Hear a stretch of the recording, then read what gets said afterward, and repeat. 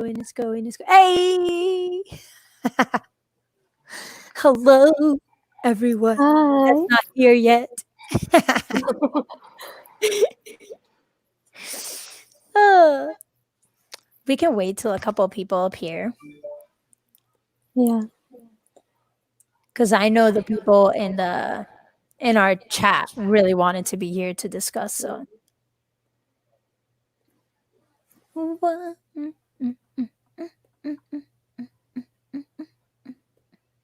I don't know why the questions from my previous interview are in this broadcast because it's a separate broadcast. But they were still there in the banners, and I'm like, who are you?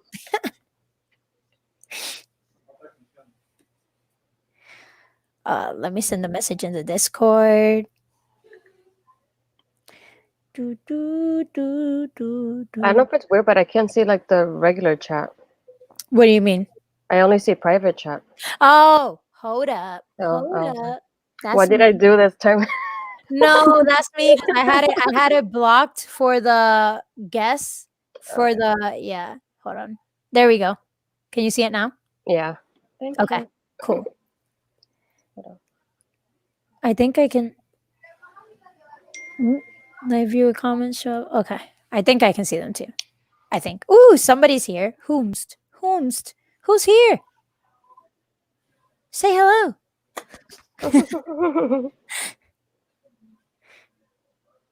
My phone is on the verge of death. Oh no. I think. Why can't oh my god. My Discord is in the easiest spot and somehow I always swipe by it. Why? I changed the positioning on the apps now, so when I go click, I was like, "Dang it, it's not Discord anymore." Why did I do that? I don't know.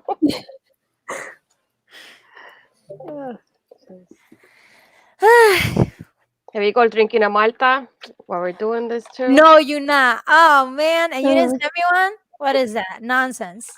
Malta with some ice. You see how she does me, Danny? She's drinking a Malta Yeah. all by herself. Um, Unfortunate. Well, I hope you enjoy the Malta. I was gonna bring oh, you know what I got? I got I got churros. Hold up.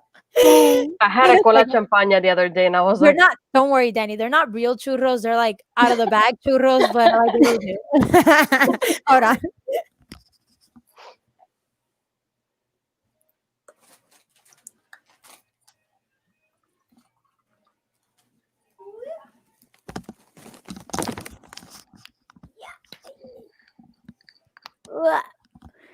Okay. Whew. Antes tú no querías. Ahora yo no quiero.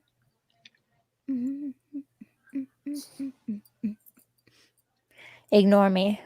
My brain is stuck on this song. It's okay.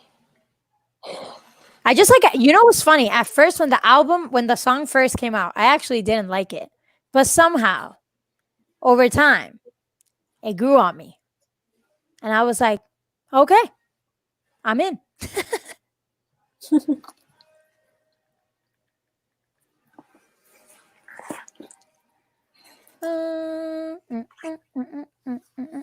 I like how I kept my aesthetic going, so my tabs are green on top of it. So Nice. and then my highlighting is still green as well. Nice. Hi, Nox. Hello. There is one silent person. Can you hear me? Yes, we can. And I can't hear, or I mean, I can't see who's here. I see one person. Hello. Say hello. Okay. I can hear you now. Hello. Is it one of us creeping on our own I have live? a new internet server, so I don't know if anything's going to work. That's okay. It's working right now, so I can hear you. Oh, you tweet. I was like, you tweeted or you Instagrammed, Astrid? I was like, oh snap. How are you, Knox? I feel like I haven't seen you or heard from you. I'm good. Yeah, well, like my internet was down for a month. Yeah. I just got a new server, so I have been disconnected pretty much from everything. How are y'all feeling? You good? It's all Feel right. good? You cut off a little bit, but I heard the rest though. It's me. I didn't read the book. Hi, Jessica.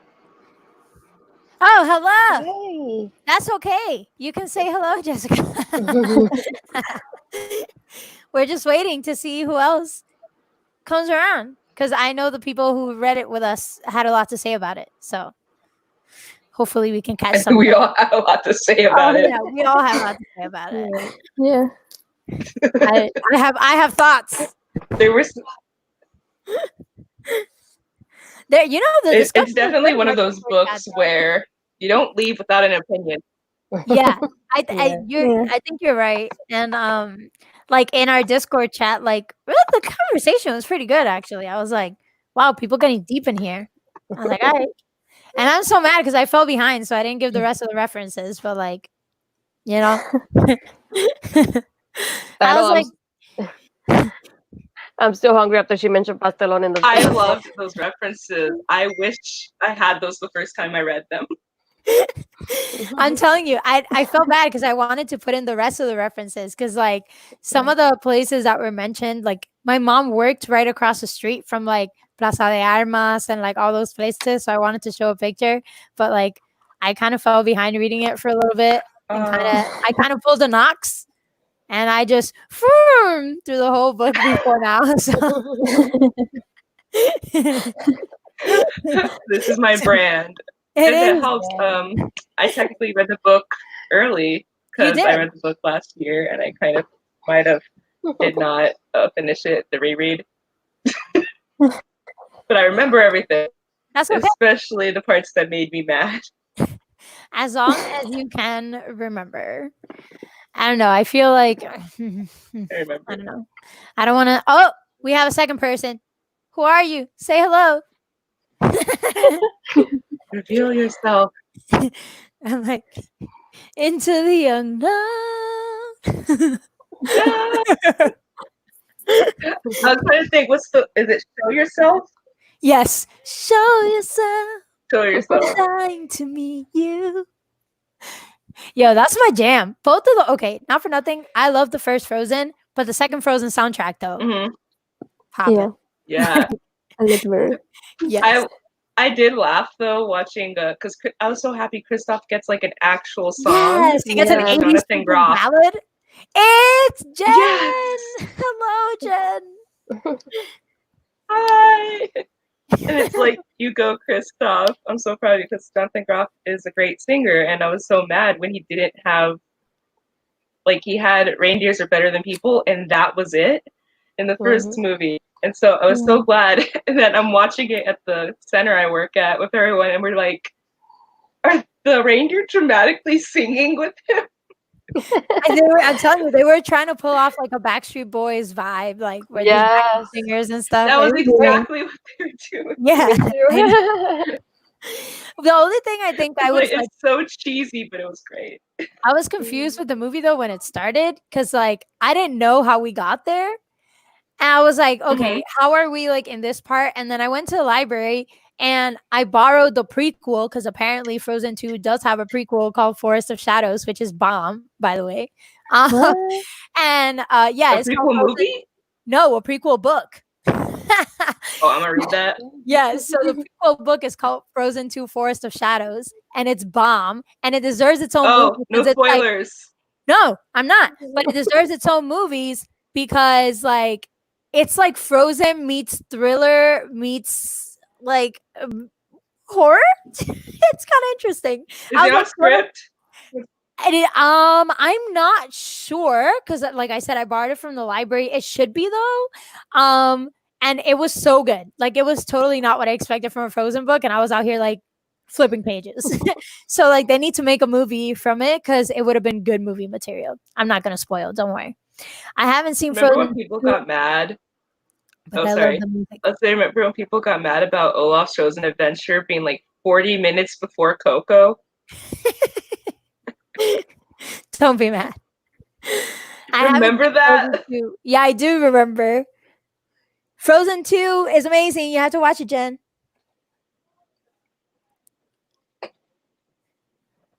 All right. What shall we do? Wait 5 more minutes? 5 more minutes? And then, like, it'll be a while before we get to, like, in-depth discussion. So, like, they might have some chance to, like, arrive. It's okay. Did everybody read a physical copy in the chat?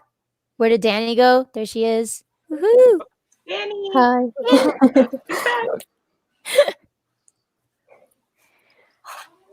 I was gonna listen to the Wait, I audio, want but Danny's I don't know why I aesthetic. liked it so much.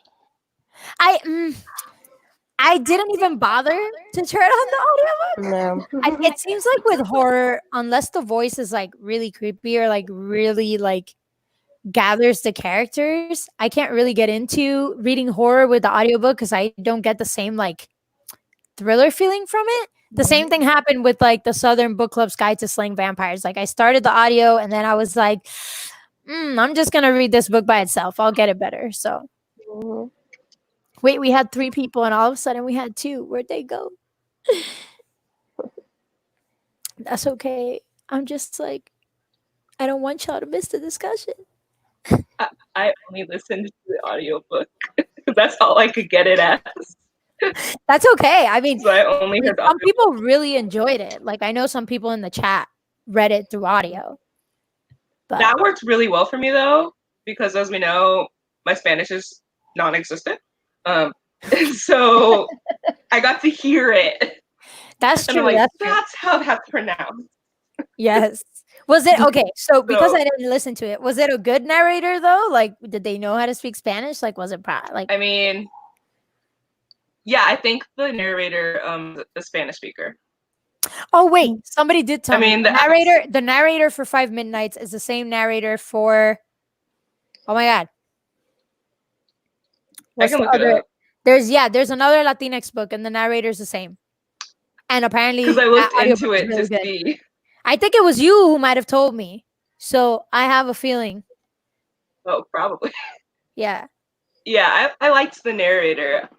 Yeah, I heard. It was just a little cringy, but that was the dialogue, not the narrator. It's What the are they- same one as Ghost Squad and Dark and Deepest Red. There we go. That's what they said. Ghost Squad. They And said- Donde Rosa That was it. Mm. Yeah. Wait, Donde That Rosa was the one I Santos remember. too? Donde Rosa Santos. Yeah. See, because I love the narrator for Donde Rosa. Oh, the education of Margot Sanchez, Labyrinth Lost. Wow. Wow. Yeah, they're like really the out here. go-to. He's like What? the Latinx narrator. Oh Okay. no, wait, I think. Oh yeah, it looks like that one. Noted. Oh, look, now the ebook copy is available. Oh, now Once the live after show you're starts. finished. Wild. Yeah, was it Almarie Guerra? See, I Yeah. feel so bad when I say people's names. I'm so sorry. It's The white really jumps out. you're what? No. All right. Well, let's begin with the usual. Introduce yourself. And what did you rate the book? You can go, Astrid. Okay. I'm Astrid. And my social media is mostly as book lovers, book reviews, and my rating is between like a 3 and like 3.5. All I'm right. in between. Knox. When you're finished slurping your drink. I'm sorry, my stomach hurts, so I was drinking tea. My name is Knox. Most of my social is Knox_reads, but I have a book blog called Knox the Reader. And I'm new to star ratings. I'm gonna go 3.5 to 4. It's 3.5. Who am I kidding? It's 3.5 stars. She rated the book. Guys, it's the first time where she's rated a book. I like it. All right, Danny. Hi, I'm Danny, and you can find me always as Metamorpho Danny. And for me, it's between 2 stars and 3.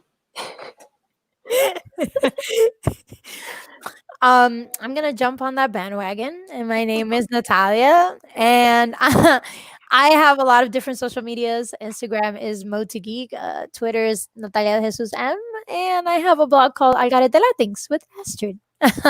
This way with Astrid. And I've actually been pretty active on it recently, which is awesome. However, I also rated this book. I'm gonna go with a 2.5. And like, but it's so pretty, and like I wanted to love it more. I think Yeah. this is our lowest rated book. It is, and it's so disappointing because it's on a Puerto Rican book and it hurts my soul, like to the Me deep too. core. I'm just like, no. Yes. Now, before Is we it the discuss, first Puerto Rican book? it is the 1st Puerto Mhm. Rican book Yeah. because the other ones were Cuban. Oh, I'm so sorry. I know. I'm like, yeah. I'd also like So to say I was the one who suggested this book. you did. You did. But it's okay. I appreciate it. It's my first ever book set in Puerto Rico, and I wasn't mad about that part. So that's good. Jen, what did you rate the book? Let us know what you rated the book. Because Jen was excited to read it. So I want to know. I don't know if Jen's there because Jen's a busy woman with children. So let's see. Where are our compatriots? Yeah. Because I'm like, Leland was like hype. And where I am I know gonna- Leland was hype. I know. I think Melanie too. Yeah. And Cat Fairy, right? Oh, Yeah. I love that fairy. Yes. Mhm. And Harker always shows up. Hey, there they When are. I went with a hey, paperback pastelitos. Hello, Cat. I love went that. with a 3.5, but Jen, what's the but? Let us know. Dot. It's partly because I struggle with YA voice sometimes. I don't love a snarky teenager that's disrespectful. Oh, we're gonna talk about that. Don't you worry. Yeah. Yeah, we're gonna talk about that. We're That's gonna not talk I don't think it's a YA thing. I think that's specifically a It's a Lupe specific- Davila thing. Yeah, it's a Yeah. Lupe Davila thing, yeah. But we understand. We agree with that comment. Hi, Cat. All right. Well, Maybe it's so bad. what's the first question? Are we gonna talk about? Should we just talk about Lupe? Yeah. Okay. Let's talk about Lupe first. Hi, Alexandra. Woohoo. Oh yay, a name behind the post. The name behind it. Awesome. All right. So I guess I'll start. My problem with Lupe was that if she's Hispanic, she was really disrespectful to her elders, which is not a thing. Like, Agreed. I'm like, the way she was coming at like her uncle and just people around her, I'm like, girl, you would have been thrown with a chancleta so fast. Yeah. And there was not one Her chancleta Theo in is that like the whole one book. guy. Not one chancleta. It's not Puerto Rican. There's no chancletas in this book. Let's be real. There's got to be at least one chancleta. Come on. So that's my opinion. She was very disrespectful, and that's just like not a thing in Hispanic houses. Like my mom would have flipped me over like a pancake. It's not even funny. So I'm just saying. That's the best expression ever. I'm just saying. Yeah. Like, No. Her Theo was like the one person, like the one adult figure in her life besides her Thea, who was like, hey, I'm here for you. Let me help you. And she's just going around being disrespectful. I'm like, this is why we can't have nice things. Because someone is showing you love and structure. And then, like, you're being a complete little brat about it. And I know she's 16. But I have a cousin who's 16. And even my cousin knows you'll talk to my grandparents like that. Because you don't have to worry about me. You have to worry about my grandma. Yeah, and she's like, obey? Obey is not in my vocabulary. I was like, homegirl, you were raised with that obey. I don't know what you're talking about. I was like, no, she didn't. No, she didn't. That's where I went. She's not Puerto Rican. Yeah. Oh man, we're gonna talk about that. It's not that she's mixed that is the reason people don't think it's Puerto Rican. It's because she doesn't act. She doesn't have like. She doesn't have those basics down, you know. She's a total buff face. I love this. Oh, the feminism. Oh. Oh. Astrid, what you think of Lupe? Uh, yeah, they were like the way that she talks to the people, just like that's not a thing. Because I'm like always in my family, like at least the way I was raised, I'm like you always start with usted and stuff like that until like the person tells you otherwise. And I feel like she was even beyond that. Like even the way she talked to the professor. Well, I understand like his attitude, but you don't combat that with the same Yeah. thing. Like you don't Yeah. go back You at were him like rude, though. that. I'm like, if I would have been the professor, I would have kicked him out the second she spoke like that. She would have been out. The seat would have been cut right there. That's it. Actually, a Puerto Rican professor probably would have done that too. Oh, I don't know. I felt like maybe because she was 16, but I was like I'm like I was 16. I was never like that. Like I don't get it. And like the way she answered back to people, sometimes I was like, With mm, the I don't professor know. though, I was shook because I was like, I don't think that's a sentiment in Puerto Rico. Mm-mm. Like nowadays to be that like resentful of mixed Puerto Ricans or mainland Puerto Ricans. So like that threw me off a little bit. I was like, that's a little bit exaggerated, but okay, we'll go let it fly by. But Yeah. That was something I found interesting in the Discord, was that so many people who are Puerto Rican were like, why is she making such a big deal about being mixed and people not accepting her? That's not a thing. And then the mixed people in the chat were like, yes, it is. yeah, no, and it is. Like I maybe not guarantee you, specifically Puerto Rico, but but it it's is. Yeah. What do you Yeah. think, the Danny? one thing I like about Lupe. I hated every time she was like, "Oh, but I'm a feminist." You can go first because I'm a girl and we are the what? How did she say, like, At one point, the she calls inferior him the gender? inferior And I was sex. like, what? She No, calls Javier the inferior sex. Yeah, did. that's like. And every time she talked, it was just so cringy. Let's talk about Javier though. um, number one, this insta love was not believable. I didn't like it. Oh No. yeah, no. And like, and don't get me wrong, I just read Lobizona, which also has insta love, but that was like insta love slow burn. Like it went from like, hey, I like him to like, let's take it slow. And I was like, I like it. But like the relationship between them felt so forced. I couldn't. Like there were a couple times that I chuckled at their banter, but like I didn't believe them as a relationship. It felt like you knew Yeah. it was predictable. Like you knew they were gonna get connected eventually. It just like Yeah. Yeah. Yeah. just If we remove Javier from Lupe, like if we just forget she exists, I would love to forget she exists. If we could just forget she exists, I like Javier.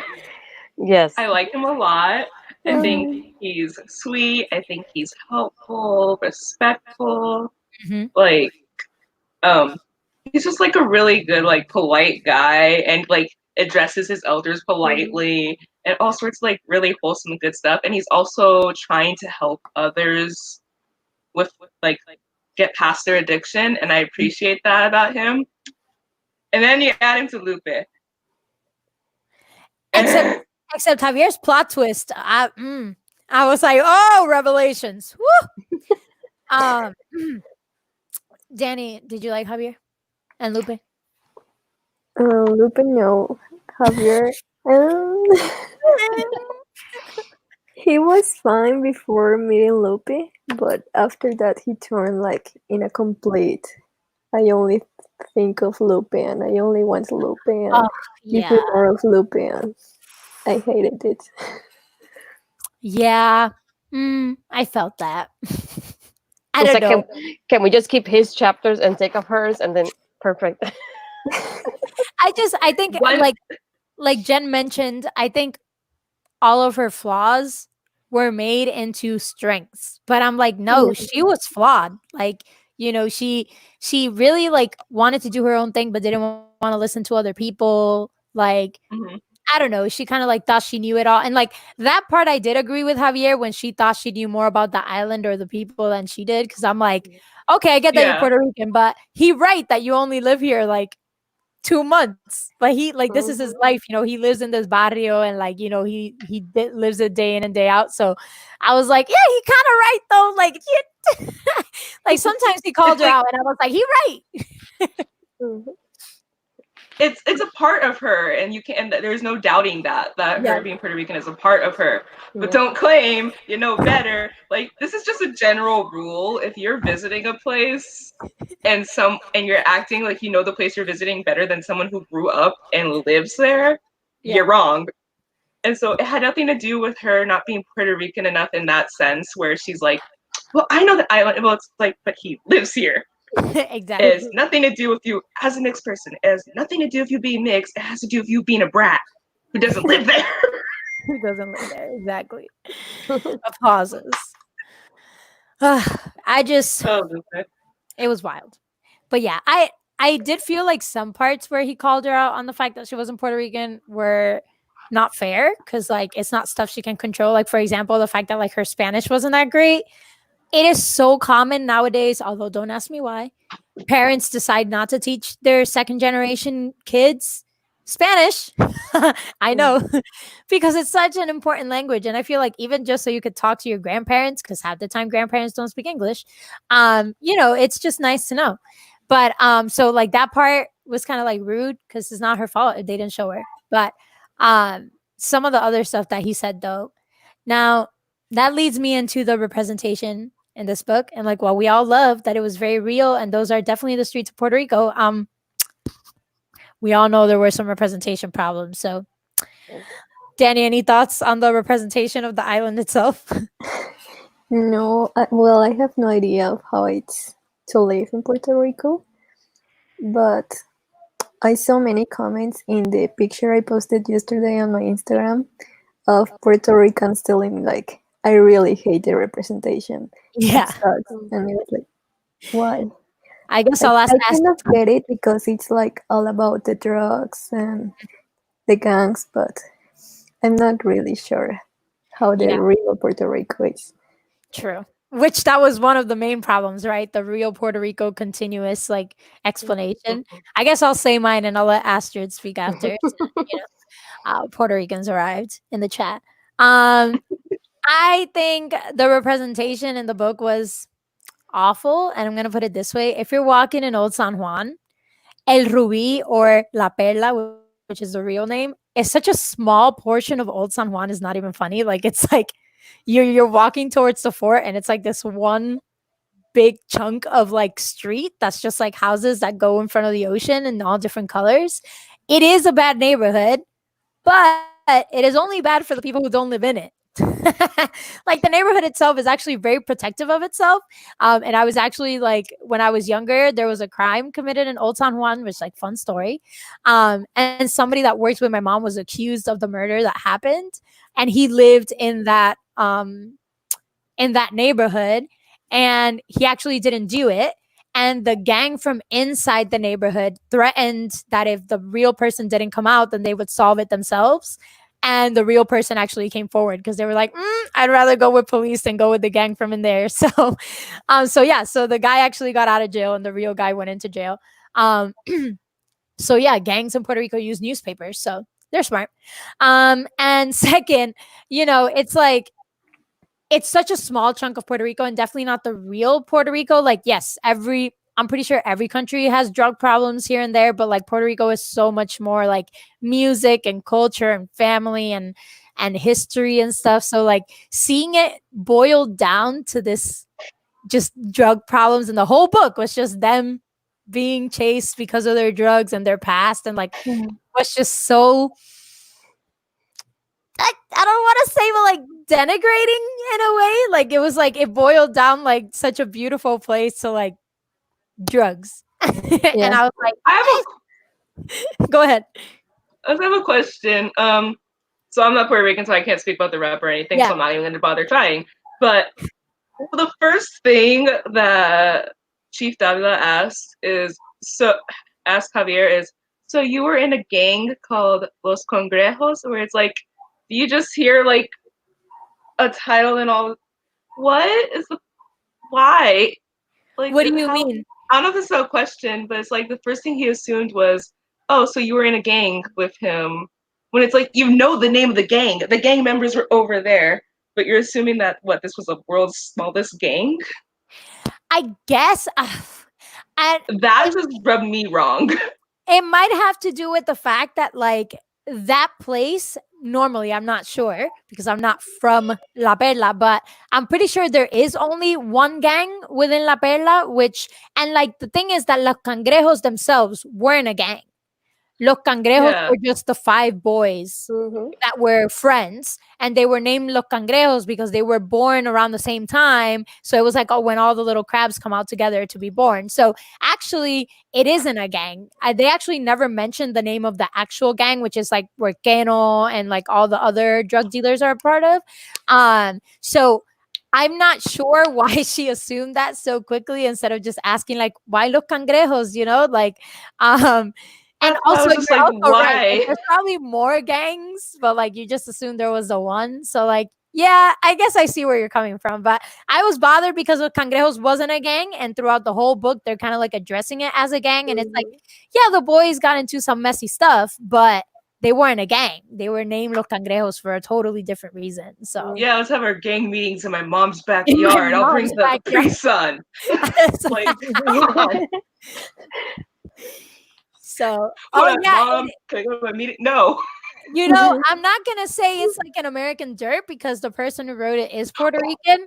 However, in a way, the representation of it, yes, it kind of implies the same thing that American Dirt was gonna do for Mexicans. It's just bad stereotypes perpetuating what people think. Because like a lot of people come up to me, like when I worked on cruise ships, and they'd be like, "Oh, but isn't Puerto Rico dangerous?" And I was like, if you're doing drugs, maybe, but I'm like, if you're just an average person, like Puerto Rico actually doesn't have a lot of crime, like impersonal crime where like people just walk in and shoot up a place. It's more like domestic violence or drug related. So like if you're neither of those, then it's not really your business. You're just going about your own thing.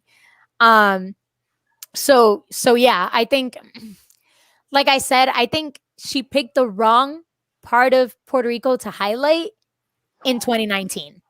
Like, maybe if she'd highlighted like earlier times, but like 2019, that's a little bit too much, It'll be interesting to see how Category 5 works Oh. because I'm hoping the focus is less on drugs and more on The crimes helping that they're the solving. island. Yeah. And I'm And hoping, less on Lupe. Yeah. and I'm hoping the colonialism gets addressed better Mm. because like Yeah. we're gonna talk about Marisol in a second, but like that was a really cheap, not cheap.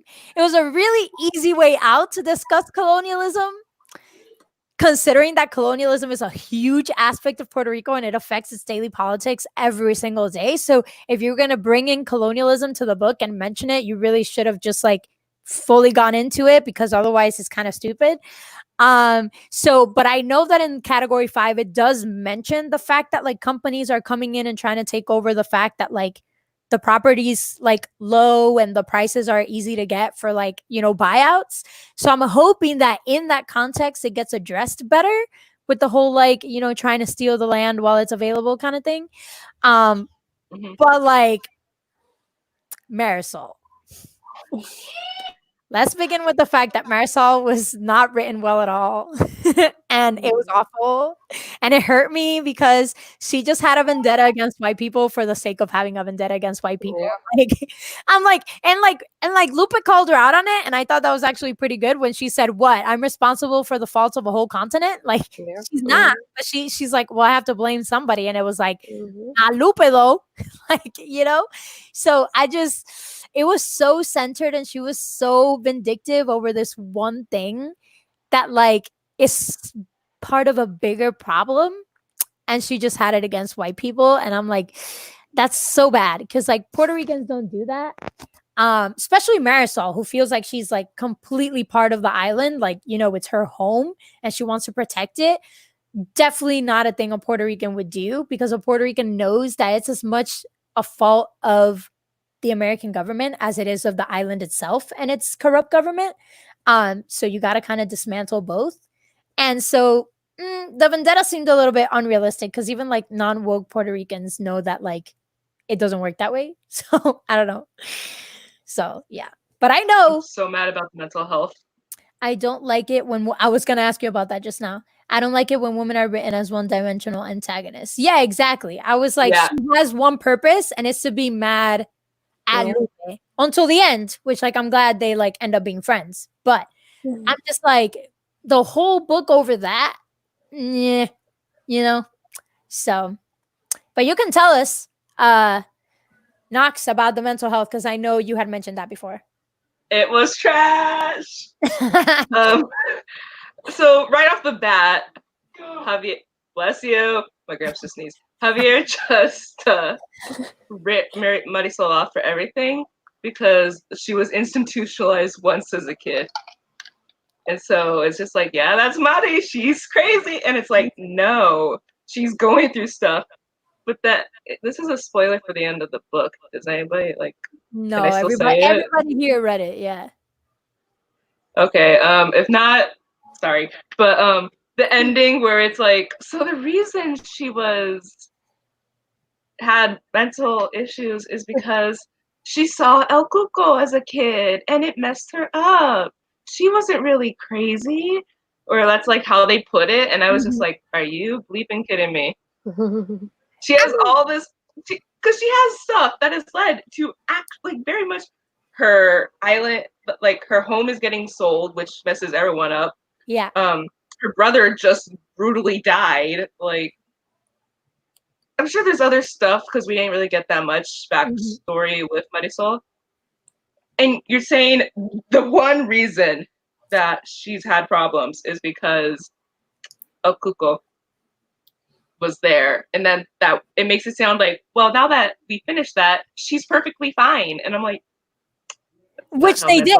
Which works. they did because she said it herself. She was like, it's over. I have hope now. And I was like, you say what? Listen, I wish there was a magical reason for my mental health issues and that I could just Like, and they would go away. But that's not how life works. Well, you know it's not solved because like when she explains why she was holding a knife to his neck and she's like, "Oh, I just wanted to scare you." Homegirl, healthy people don't do that.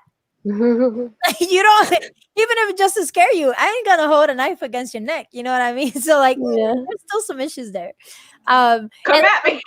Like come at me. Like I'm glad that they became friends.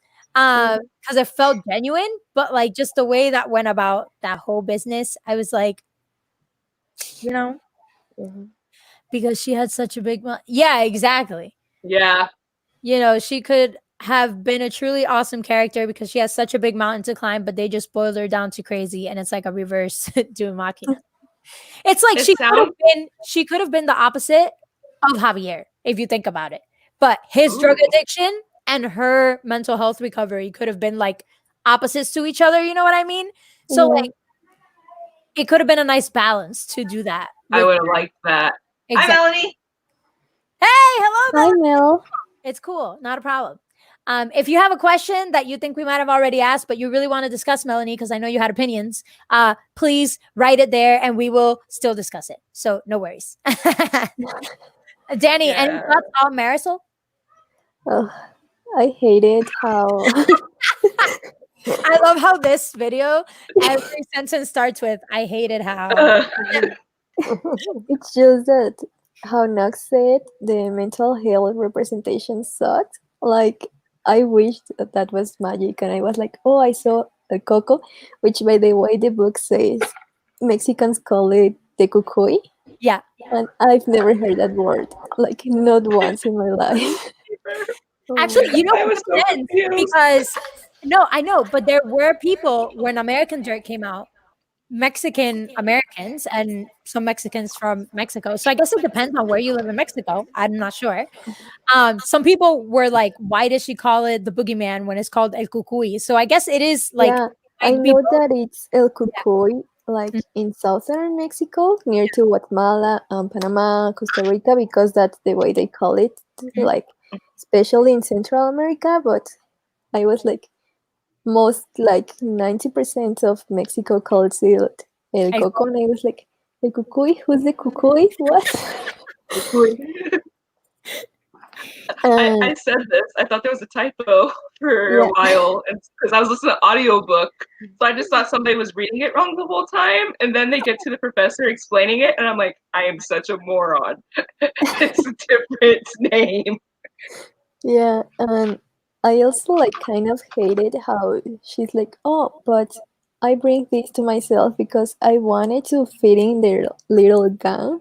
Hmm. Like I wanted to be part, and so I joined the Calaveras. So because they let me do things, I was like, what? That's how that doesn't work that way. So Yeah, and like I don't know much about gangs, but like I'm pretty sure it doesn't work that simple. yeah, Oh yeah, let me just join because I want to be part of a group. yeah. Like I can shoot you. We can kill. Yeah, I'm part of the gang. No. No. You know what How- bothered me though when Angel died? Tell me how Mm, it was never addressed that he murdered a person. It was just Exactly. like a drug bust gone wrong, and I'm like, what about the part that he shot a man?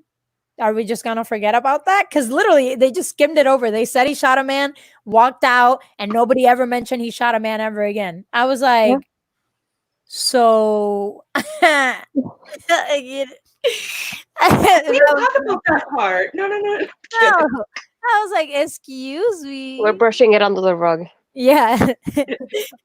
Yes. And Nothing to Melody see working on here. the stereotype that all Puerto Rican girls are crazy, which is also a problem. Yeah. And Astrid, say something because you're like, ah.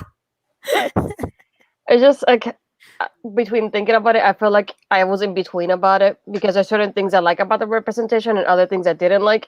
So Mhm. like you mentioned, like the drug part, I get that. It only happens in, like certain parts of Puerto Rico. That doesn't mean everybody in Puerto Rico does it because it's not like that. And it Mhm. made me feel like it was like stereotyping like Hispanics or Latinos, just Mhm. like they do in the movies. Yeah.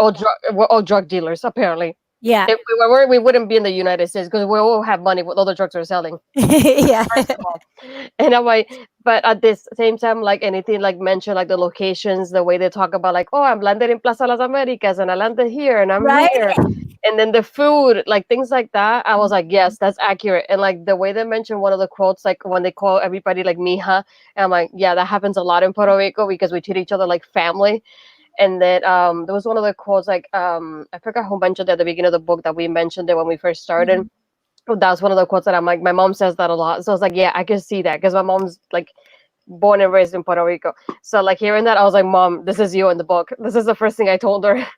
And then like things like the food, the way she talks about like the pastelon and the way they talk The about like chicharrones and the alcapurria. yeah, alcapurrias and what was the other thing I forgot? But like the way they mentioned the locations and the way that they describe the locations and the food, things like that about the culture, like that culture part that was awesome Yeah. for me. I'm like that representation part that was on point. It's just like the part about the stereotypes that I didn't agree with because I'm like, yeah, we're not all drug dealers, just in case if you didn't know. If you I'm didn't like, if you didn't know, that part bothered me so much. Just I'm like, it feels like one of those like you don't know what to do with like the background story. And like we're all Hispanic, so we're all drug dealers. We're like by default, that's all we're like everybody is. And I didn't enjoy that part. I was like, I wish it could have been something different in that sense. Yeah. But aside from that, and then not only that, but like calling Lupe a gringa all the time. Oh, mm, I I know. was like, my family knows that even though I was born in Puerto Rico and I grew up most of my time in Puerto Rico, being here, being raised here, having my Spanglish, they don't call me a gringa. I'm sorry, no. No. They know I'm Puerto Rican, and I'm like, they don't. I don't see people like bringing that up all the time. If you're mixed or if you're like raised here most of the time, people don't call you a gringa all the time, and I feel like they didn't have any insults for her, and that was the only insult they had for her. Like, you're a gringa, you're not from here, like this and that. I'm like, okay, we get it. She's not from here. You don't have to bring it up in every single chapter. I think that has to do something with how the author identifies, because the author, like Yeah, on the bio, has like gringarican or whatever, which is fine. that's Um, the first thing that I thought about when I read it. I was like, I felt like it reflected maybe a little bit of her life, and that's I how think she was it able also to put it reflects in. her time because now we don't really use that term gringa a lot, but I know in the past Puerto Rico was really big. Like that was actually an insult towards white people, like oh el gringo, la gringa, blah blah whatever.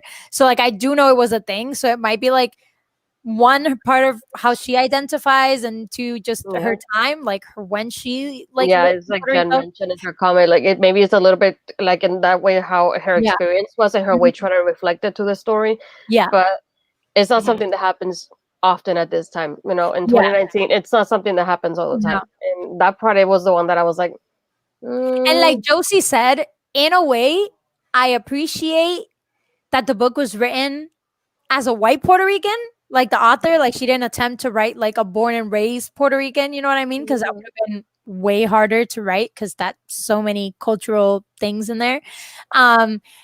But also makes me worry for category 5 because I'm pretty sure she wasn't in Puerto Rico during Hurricane Maria. And I do know that she had sensitivity readers that were there for that. So I'm hoping that it's reflected well. But I was like, ooh, category 5. And like, she wasn't really there. And like that affected Puerto Rican people in so many ways. So I'm very Exactly. interested to see like how that's portrayed. So it's a little bit dangerous. And the other part was like the music, as she mentioned, like Don Omar and Daddy Yankee. And I'm like, yeah, that is totally like very Puerto Rican. When they And said the way Papi Gringo, I thought about Bad Bunny. and the way there was a one towards the end where Javier was talking how he went downstairs and he stormed out from the apartment they live in, and then she could hear the music blasting and the door closing and then the music blasting again. I was like, yeah, that's very Puerto Rican too. You Yeah. can hear just the music blasting everywhere. That's true. So that part, I was like, yeah, that's accurate. Yeah. And Melanie said that's another thing that I hated. We don't treat diaspora like that, no matter how white you are, which, Exactly. yes, like we don't do that. Who was somebody said, like, I saw Papi Gringo as this, I can't remember their name. It started with a L.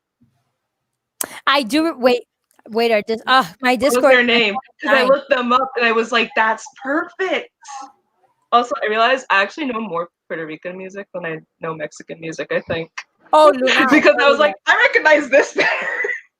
There's the name, Lunai. It was Melanie. Lunai, that was a perfect fan cast. Your mind is just wonderful. Oh, boy. Because I was like, who's this? Oh, yeah, that works. I just thought about Bad Bunny the other day though, because I was reading this article about Bad Bunny during quarantine, and they like profiled him for Rolling Stone, and like how he came out and he started his music and stuff, and it sounded so much like Papi Gringo, coming out of like a hard place and making his own music and then becoming famous. I was like, yo, that's Bad Bunny, So I like, pictured him when I every time I heard Papi Gringo, I was like, are you sure that's not Bad Bunny? Are you sure? we got to hear yo, pero, so that. Yeah, but like also El Cuco song was interesting. Yeah. Because like for somebody who grew up like with El Cuco, like my mom used to say that all the time, like, te va a comer or whatever. Because like actually in my house, El Cuco wasn't just gonna come and get you; he was gonna eat you. So like Yeah. and so like nobody knew what El Cuco looked like. So whenever your mom said that, you're like. And so like I like the way the Cuco like folklore was portrayed in a way, like it looked to different people to different ways, and so like, and I kind of the Cuco's fair. It shows you what you did wrong before it takes you. So like at least he's not like, yeah, I'm just gonna take you and not gonna show you why I'm doing this. So like so I thought that was nice. He was decent. Let's put it this way. I think El Cuco was well written. If I had to pick, I'm not gonna lie, El Cuco was probably the best written character in the whole book. Yeah. If you think about it, I just want to say that somehow that sounds like the nicest and the worst thing someone can do. It's like, listen, I'm gonna kill you, but I'm gonna tell you why and go through. But also, you're gonna go through every single bad thing I've done in my life. That is the worst thing in my anxiety. But at the same time, it's like, okay, now I get it. Go ahead. Okay, because like truly, El Cuco had a backstory, so we knew why he came. Yeah. And Cuco showed you why he was doing it. So he's like, he had a mission. He had a mission. All right. He had retribution. Cool. He had different shapes, and we saw them all. We saw him be the shadow who held him up. We saw him be like a tornado. He had different shapes and sizes, and he was the only person here carrying the plot. if you really think about it. El Cuco was the one causing everything and everybody was just going along with it. So I'm like, all right, El Cuco's the main character. Let's be real. Everybody else is just a side character. And if we're going to judge it by that, then everybody else is written kind of okay because El Cuco, the main character, he was cool. So You said that, but now that I'm thinking about it, like thinking about everything like my teachers say about like writing and like all these things we talk about when we're talking about stories. Okay, so characters, what were their goals? Why do they have these goals? What is their background? How does that affect it? I'm like, He oh had my a goodness, I think you're right. He's the only one who fits every box. like, How are they Ken said, he working had a lot on his towards those shoulders. goals? Yeah. El Cuco, How he does had it all. we stand? Because like, Who you know else what are came those up? characters? Like El Cuco's the main character. He carried the whole book. It was character driven, not plot driven, but character driven because El Cuco was doing it all. And I'm just like, I was a little bit thrown off by Lupe's. Oh my God, Izzy is like such a close person of mine, which bothered me because I'm like, she hadn't seen him in years, and I mean years. But she was out here acting like this was like her best friend who just like might be murdered. Like, I was like, all right, homegirl, I have a huge family. And if you told me that Marissa over there, like third cousin, disappeared, I'd be sad about it because that's not fair. But I don't know who Marissa is. I'm just like, why am I gonna be so hell bent on like I just I don't comprehend it. And, I will say, and if you're going off of the fact that he's Javier's friend, then it's even more hypocritical because she really liked Javier that much in 50 pages that she's really gonna like risk a whole life to save it. Listen, two things. One, but those first 50 pages, she didn't like him.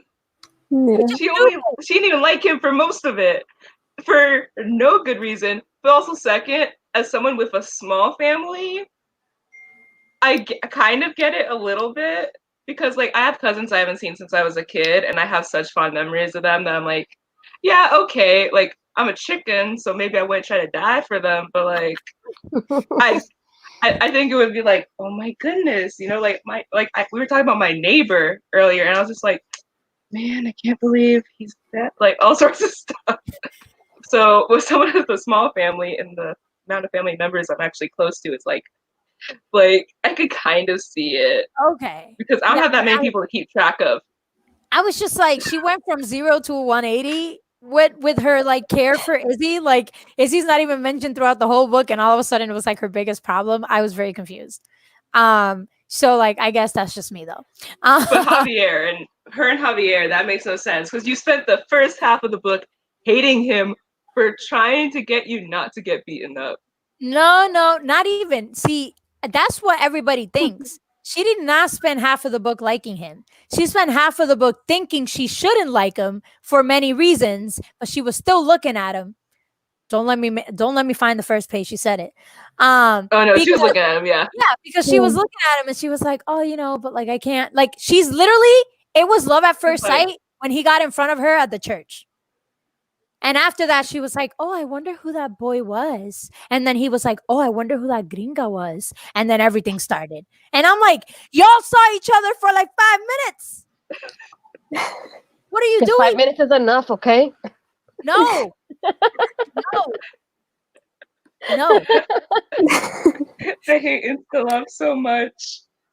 I'm just like, no. It didn't flow, and like their relationship didn't flow either. Like as teenagers, just it was awkward.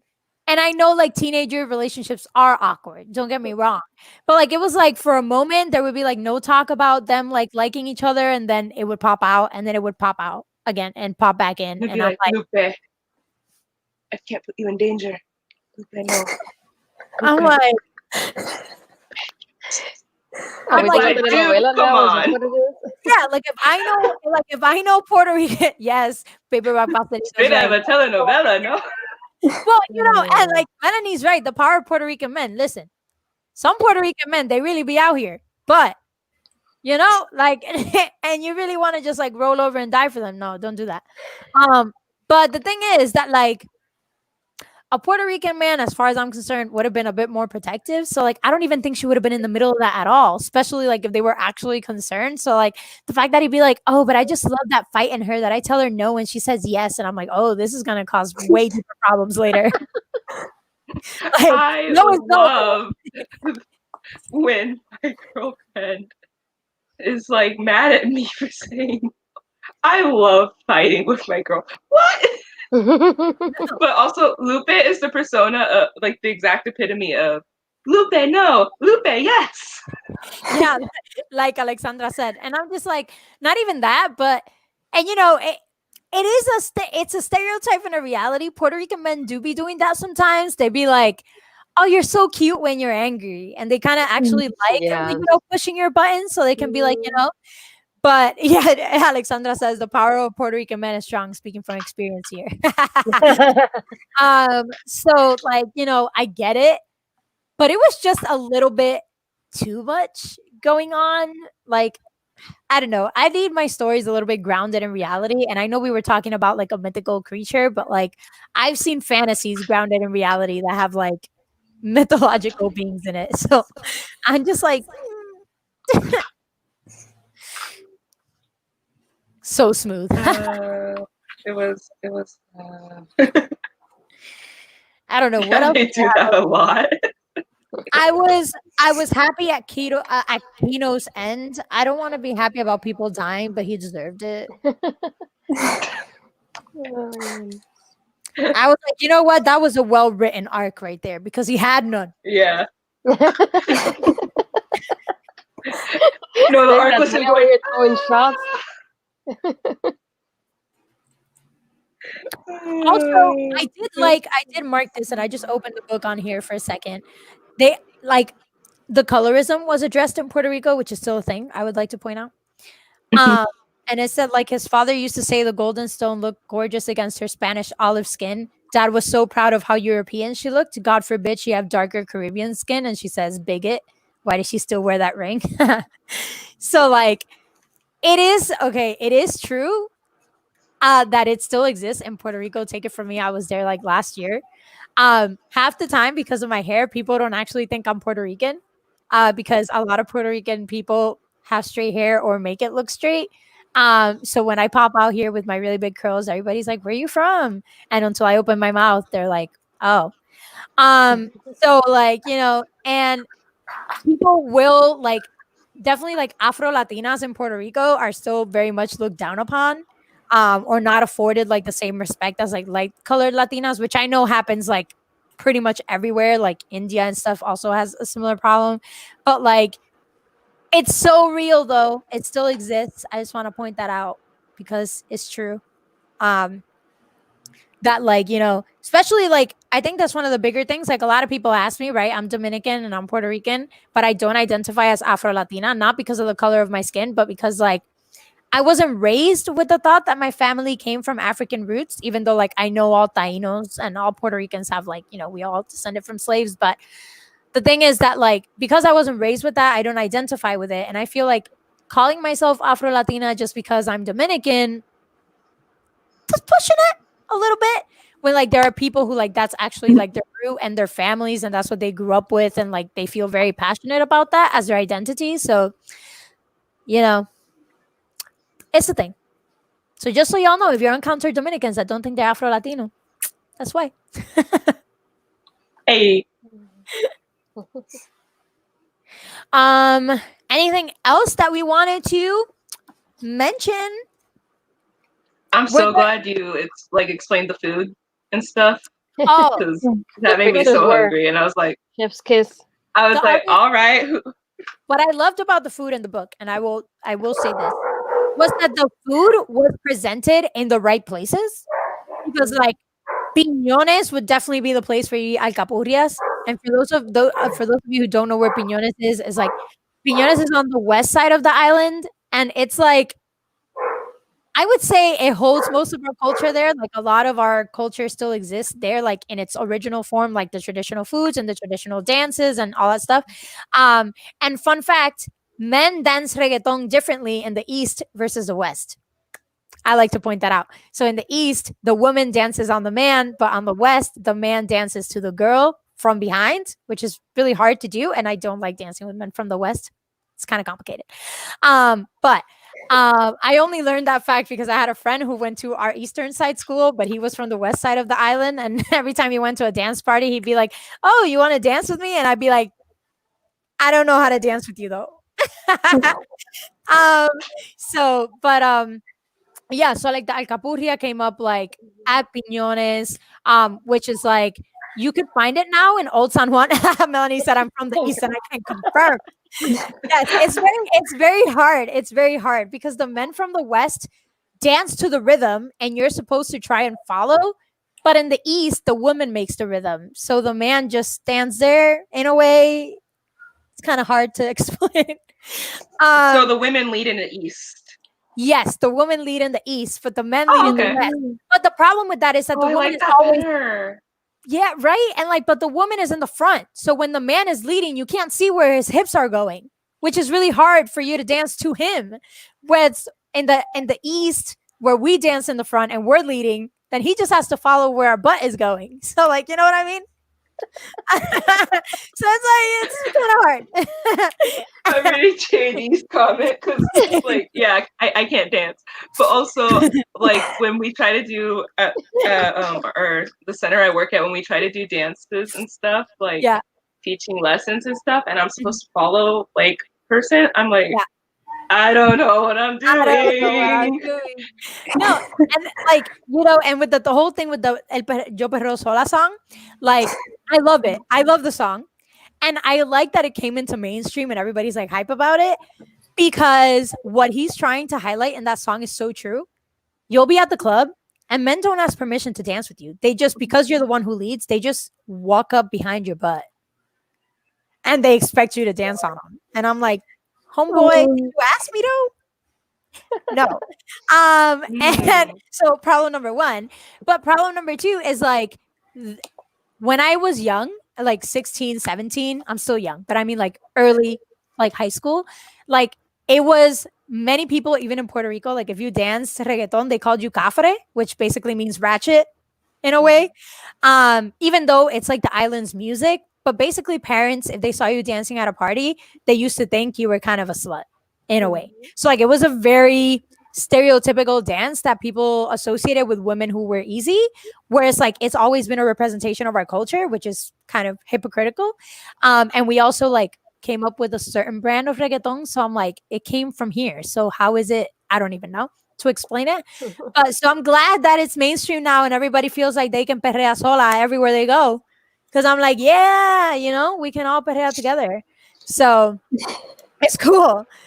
We can perrea sola individually, but in the same place, you know. Welcome to Dancing with Con Sabor. It's our next stream where we're all gonna learn how to dance. Yes, the next stream we're all gonna be like yo perreo sola in isolation, you know, and then we're just gonna teach everybody how to sway their hips, you know. That'd be kind of funny though. Puerto Rican dance That'd class, be cool. right? We can just teach some merengue, some salsa, some bachata. You know, I know those are also Dominican, but I'm just saying, we can have a con sabor dance class. But That'd be fun. yeah, so I think the book highlighted like certain things also that are still a problem in Puerto Rico with the colorism, the colonialism, even though it wasn't handled that great. That are still things that are still going on right now. But I think the book was a little stuck in the 2000s, considering it came out in 2019. So, you know, there's no hope for me, but I would love it anyway. Jen, no, it can happen. Everybody can learn how to dance. Let me see. Well, I think that's enough of the book, to be honest, if nobody has anything else to say, because we didn't have that many good things to say. I like the author. I just want to say though, the author actually seems really nice. Yes, Yeah. I feel bad because the author seems so sweet. And So I she felt is bad not sweet. liking the book. She is sweet. I actually wanted to see the characters dance right? I know, like I'm saying, we missed the music dancing, we missed the chancletas. I'm still mad there was no chancletas. Listen, you think those moms, okay, I know they pray to El Cuco, but you think before they pray to El Cuco, they wouldn't just slap the shit out of their kids So with use the chocolate. excuse me, with a cocaine bag in their hand? Oh, that would have been chancleta pro. All right, like Yeah, here's the thing. No Latinx household just automatically skips to El Cucuy and just skips the chancla. nope. Like The my grandma has told me stories about my granny, her mom, waiting till they were in the shower with the leather chancla. Just Oh my god, la chancleta. You think my mom had a peinilla, a comb for those of you who don't know, in the shower. And this one time she caught me. She was actually bathing me. I don't know what she was doing. She was like washing my hair or something. And I was like, 11 or something. And she literally smacked me with a peinilla while I was wet. Homegirl, nothing's ever hurt that because hard. friction hurts more. She hit me with a peinilla while I was wet. No. Hispanic moms got no chill with the chancleta, okay? And after they get good with the chancleta, they escalate. They can throw you anything. A cepillo, a tarjeta. Like, my mom's literally thrown the credit card and it's hit me too. Listen, they don't miss. They don't miss. Water bottles. My family throws water bottles. Oh, la varita de guayaba. Oh, no, not la varita de guayaba. Oh, nope. I don't want to hear it. I don't want to hear it. And they don't miss either. I I don't know wonder what where they that get target practice from because they don't miss. Right? No, they Yeah. really don't. They don't know what that means. No. And I I don't know. would love to see it. I don't know if y'all have seen that commercial about la chancleta. Otherwise, I'm gonna share it with y'all. Yeah. Where like the mom is throwing the chancleta from everywhere in the house and it's always catching the kids. Hilarious. Yeah. I was It's just dying. like I a was like, boomerang. It's just like it's gonna hit. Yeah. no, it's gonna hit. Exactly. It's like a tracer boomerang. I'm telling I you. want to see something where it's just like a Latina mom going up, like, because at the Renaissance Fair, they have like knife throwing and axe throwing, and I've always wanted to do those. I'd like to see one where it's just she walks up, they're like trying to teach her, she's like, I got this. And she just bullseye.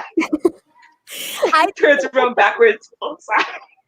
I think literally there should be like we should have a Consabor like live show that's just like Latinx games, and one of them should be that everybody in isolation puts a target on the wall, grabs their chancleta, and sees who can be more accurate by hitting the bullseye. Just be like, "Are you Can Hispanic? we do that? Are you Latinx enough? You better hit that. So you think you're Latina? Show me your chancleta power." And everybody can just submit videos of hitting the bullseye with their chancleta, and then we're all good. That would be so fun. That would be funny. I'm down. Just embrace your stereotypes, the funny ones and the ones that actually exist. The ones that are kind of true, embrace them. Chancleta games. Yes. The chancleta. It's not the Hunger Games anymore, people. It's the chancleta games. If somebody hits you with a chancleta, you out. I need, like, You know, that should be the new and version welcome of that. everyone to the first annual Chancleta Chancleta Games, Chancleta brought to you by Consabor. Today's No. sponsors are Twitter. Oh man, I just chancletas for the win. No, I'm Whoever serious. wins gets to be in the next live show. Yeah. honorary Latinx host. No, I'm just like I like that the book was like original where it wanted to be, like accurate, but it missed some very key parts of Puerto Rican culture that I really would have liked to see. Category 5 is gonna deal with 2 whole Puerto Ricans and 1 half Puerto Rican. And I'm like, I really hope they include more culture than they did in the first book. Because like now that you're dealing with Hurricane Maria, which hit the culture itself and how the country worked and the revolution, and I don't know at what time she wrote that book, if it was like right after Hurricane Maria, if the idea for the hurricane was before Hurricane Maria, and then she kind of included that because it happened. I'm not sure what the timeline was, but I'm like, I need to see more Puerto Rico in it. I need to see the real Puerto Rico in it. The real Puerto Rico in it. No drug dealers. I'm worried how she's gonna write Marisol. I'm excited for the book. I'm hoping that it's gonna be better because I think this was also a debut novel. Yes, I think so. And with debut novels, I always try to give them a grain of salt because writing ain't easy, and you're getting your foot in the door and figuring it out as you go, right? So usually debut novels tend to be a little bit weaker, and then the next book is like, oh, they got their stride now, they're good. I hope so. So I'm hoping Category 5 is going to be better, but also just because of how Marisol was treated, that's the one part Well, technically, she has. I'm really worried about. If you think about it, in a way, she's a clean slate character right now because she supposedly doesn't have her mental health issues anymore. The boys who she couldn't be a part of don't exist anymore. She's actually Lupus's friend now, and she's also Javier's friend now. So like, it should steer away from that like whole Marisol is crazy business, or was crazy or whatever was going on there. So I hope that like that's not part of it anymore. Also, Alexandra asked, we need some good Latinx stories that discuss gentrification the way it's meant to be discussed. Any Rex? Oh, I got one. Knox has one. Pride by Evie's a Boy. It's talks about gentrification in New York, and I have mixed feelings about the book. Which I DNF'd it. Oh, thank goodness, not just me. I was I finished it, but I was reading it, but I was like, yeah. Well, I'll probably pick it up at some point. Okay. There's a part where she just continuously tells Darius that he's not black enough, or he doesn't act like a black man should. Ooh, And no. my mixed self was not dealing with that well. To be But fair, one of the in things, that book, it applies because that's the real thought still to this day that people have. yeah. But I know it's a thing people have because it's something people say to me all the time. Yeah. And so, like, I've been told, I think I said this before, I got called, like, diluted Kool-Aid. I got told I was trying to claim blackness or something. I'm like, no. ¿Quién carajo te llamó Kool-Aid? Huh? I said, who the hell called you Kool-Aid? That's wrong.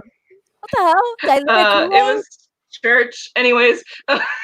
Anyway, moving on. They don't. I got called stuff. I've got called stuff, so I know it's a thing. And that's, like I said, the one thing I did like about Lupe was I know people were like, "That's not something we think," but it's something that a lot of I know a lot of people that are mixed feel, even if it's not like directly said all the time. It's like, but it's been said enough, regardless. Like I work at a Latinx cultural center, and I'm still like sometimes not Latina enough, and. So it's something that I liked because it did show I love books with mixed characters and I love stuff like that. But I didn't like that about Pride. Everything else though was great, but it knocked it down a couple stars for me. But the gentrification was the thing I think was handled the best out of the whole book because it's such a prominent part and you can see how much Izuri really loves her neighborhood and the family she has there. And it's someone who's had to like their house was sold and people were making it better and stuff. So we had to move. Like I felt that. Yeah. I felt like the stuff in the neighborhood. So I think it handles gentrification really well. Yeah, I think with Puerto Rican gentrification, it'll be really hard to find a book like that right now. I think that needs some more time just because like now there's a new kind of gentrification in a way, especially like a separate of states.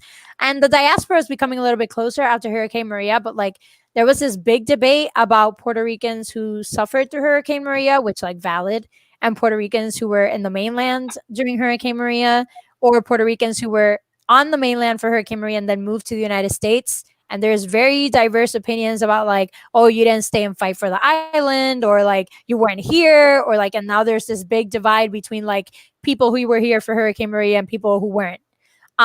So like that's like such a huge distinction now. And so it's definitely like it's gonna take some time before like a book that can accurately represent like all the corners of Puerto Rico. It will definitely have to be written by a Puerto Rican, that's for sure. To discuss like all the changes that have happened over time. Also, our history is not that well documented. I've tried finding it. It's really hard to find out about our ancestors. Yeah, it's the US's fault, probably. Yeah, actually, fun fact, when I went to school and all of my school career, we never learned Puerto Rican history. We learned American history from kindergarten. And only recently, did my sister that also went to the same school that I went as a legacy in 4th grade. The teachers fought so hard that they finally got one book that was called History of Puerto Rico. Wow. That took 20 years The of heck? teachers being like, our kids need to know. Like, I literally, to this day, people talk to me about the actual history of Puerto Rico. Like, I know a little bit about Taínos and how slavery worked back then because of a really important poem that's called Y tu abuela dónde está, kind of thing that we discuss in school. But like history, like, you knowing like who the founding fathers were and who brought about the revolution, and like, nope, you don't know nothing. The first time I encountered a history of Puerto Rico book, I was like, this is news to me. Oh, So, America. no, it's how it's you bad. whatever. And when you learn about Puerto Rico in the United States, all you learn is like, yeah, they're a territory. That's it. There are people who don't know that Puerto Ricans are United States citizens. Listen, don't get me started on that. That's I don't even know what there's Puerto Rico a is. I had way too many well-traveled people on the cruise ship literally ask me if I had an American passport. Or tell me, oh, you speak English really well. I was like, Yeah. those are the 2 native languages of our country. What are you talking about? Of course I speak English well. Like, what are you? I'm like, y'all have clearly not noticed that in the last 60 years, Puerto Rico speaks English and Spanish. Like, you have to be bilingual to work at those places. We Like, do a lot of Spanglish, okay? we do We a lot have of. that too. Oh, that I'm was sorry. What's everything called like Bounty and like paper towels? We call it by the brands. We don't call it by what it really is. So That's we do a lot of Spanglish without noticing. Okay, we call crayolas are everything, not crayons. We call it Bounty. And what else? Everything is a brand. Remix. Cornflake is cornflakes. It's not cereal. We call that. Every cereal is cornflakes. Yo, now that you mention it, shit. I'm sorry, I went there. It's true. It's true. I love that. It's true. And It's like all brands. it's all brands. It truly is. Beefsteak is beefsteak. That's true. That's true. Truths have Like been you say, spoken. I want a hot dog. Yo quiero un hot dog, un hamburger. You Hot don't dog. say Yeah. un hot dog. It's with an L. Hot dog. But I'm like, you say it, it's like English, but in our own way. And then when people come here, they like get surprised when they see you say stuff like that. And I'm like, I came here, people are like, oh, you speak English real well. I was like, well, not only did I go to a private school, but my parents always made sure to like to teach us a little bit of English at home too. I grew up listening to English music and English movies. So I was like, when I came here, that wasn't any different. Yeah, my mom had me watching Disney Channel every day. That's the second way I learned English. But I'm just like, by the way, old Disney Channel was better than new Disney Channel, but we're not gonna talk about it. Yes, 100%. Playhouse Disney, bring it. But the other thing that I remember that we discussed in the Discord chat that we actually didn't discuss is that some people were of the opinion that there was unnecessary Spanish, and some people were in the opinion that the Spanish was fine. From my point of view, the Spanish was fine. Just because like I would have spoken way more Spanish and English in that book than it was written. So like I speak like that all the time.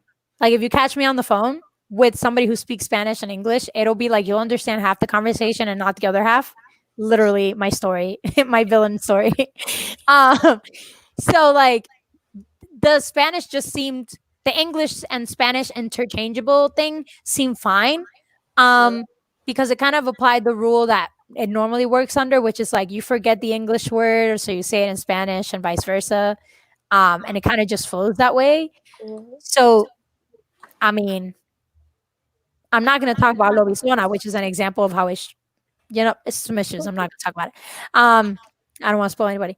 But yeah. So I think personally, it didn't bother me. I can see how it bothered other people though.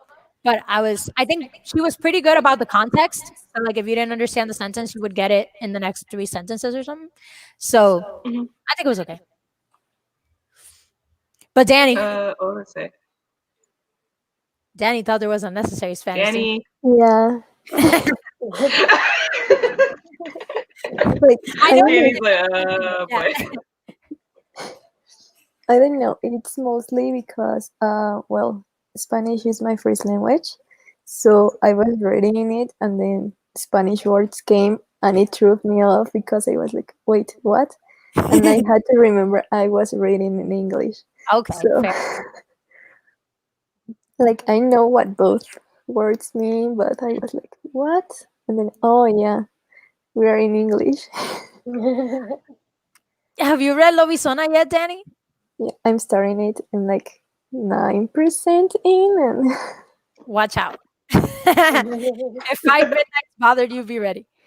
Um, so not in a bad way. It does mellow out, but the beginning of the book is something. But what was I gonna say? Wait, I love do you have Lobisona. the 5 midnights It's physical? like my favorite, so I'm not saying nothing about it. Romina's awesome. You're right. What were you saying, Knox? Do you have the physical copy of 5 midnights? I have a question. Yeah, no. The Spanish, is it italicized?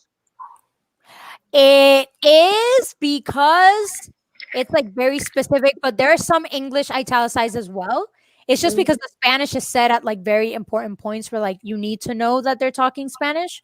But I mean, yeah, I have a problem with italicization again. No Lobisona, but Yeah, but I don't think it happened like 100% of the time. Like it it wasn't. didn't happen 100% It of the was time. like It was basically when it they was were like in between for both. yeah, or like in the English was italicized as well when it was directed at someone. Mhm. So like it did it for both. I know we all Okay, because that's always like a. like opposed to italicizing, which I totally understand. And actually, you know what? I didn't understand it at the beginning when I first started reading, but I learned to understand it. Funny enough, yeah, Lobisona was Chef's Kiss. I mean, that book, I can't wait for everybody to read it. It is life. But what was I gonna say? I learned to Using my love. understand not italicizing. Oh my god, the kitty cat. Not italicizing words. When I read Sahar's book, The Beauty of Your Face, it was so unapologetically Arabic, and it had a lot of Arabic in it, like a lot of Arab words and language, and like not even by context sometimes. Like it was just not meant for you. Essentially, Valid. that's what the book was about. It was like if you didn't get it, it wasn't for you. And you just had to accept it. And at first it kind of made me like, this book is not for me. But then as I kept reading, I was like, it is for me for some parts, but some parts weren't meant for me. And that's okay. So like it was definitely like a different experience because I'd never read a book yet from a culture like We Hunt the Flame, yes, but that's still like fantasy, so you kind of like forgive it a little bit. But The Beauty of Your Face was contemporary, so it was dealing with like real life issues, and I had never read like another culture super separate from mine that like did that with their own language. So I was like, I see. So and it wasn't italicized; it was just like maybe in some parts, but it was just there, and you're like, oh, You know what? I like song. I like words are hard. I like songs that are in Spanish and then have Arabic in them because I've been noticing like I can't think of a lot of examples. Ojos Así by Shakira my fave. has I love mostly that song. Spanish and then has like the Arabic parts, but also golly, what's it called? Somos Sur by Anna Tijous.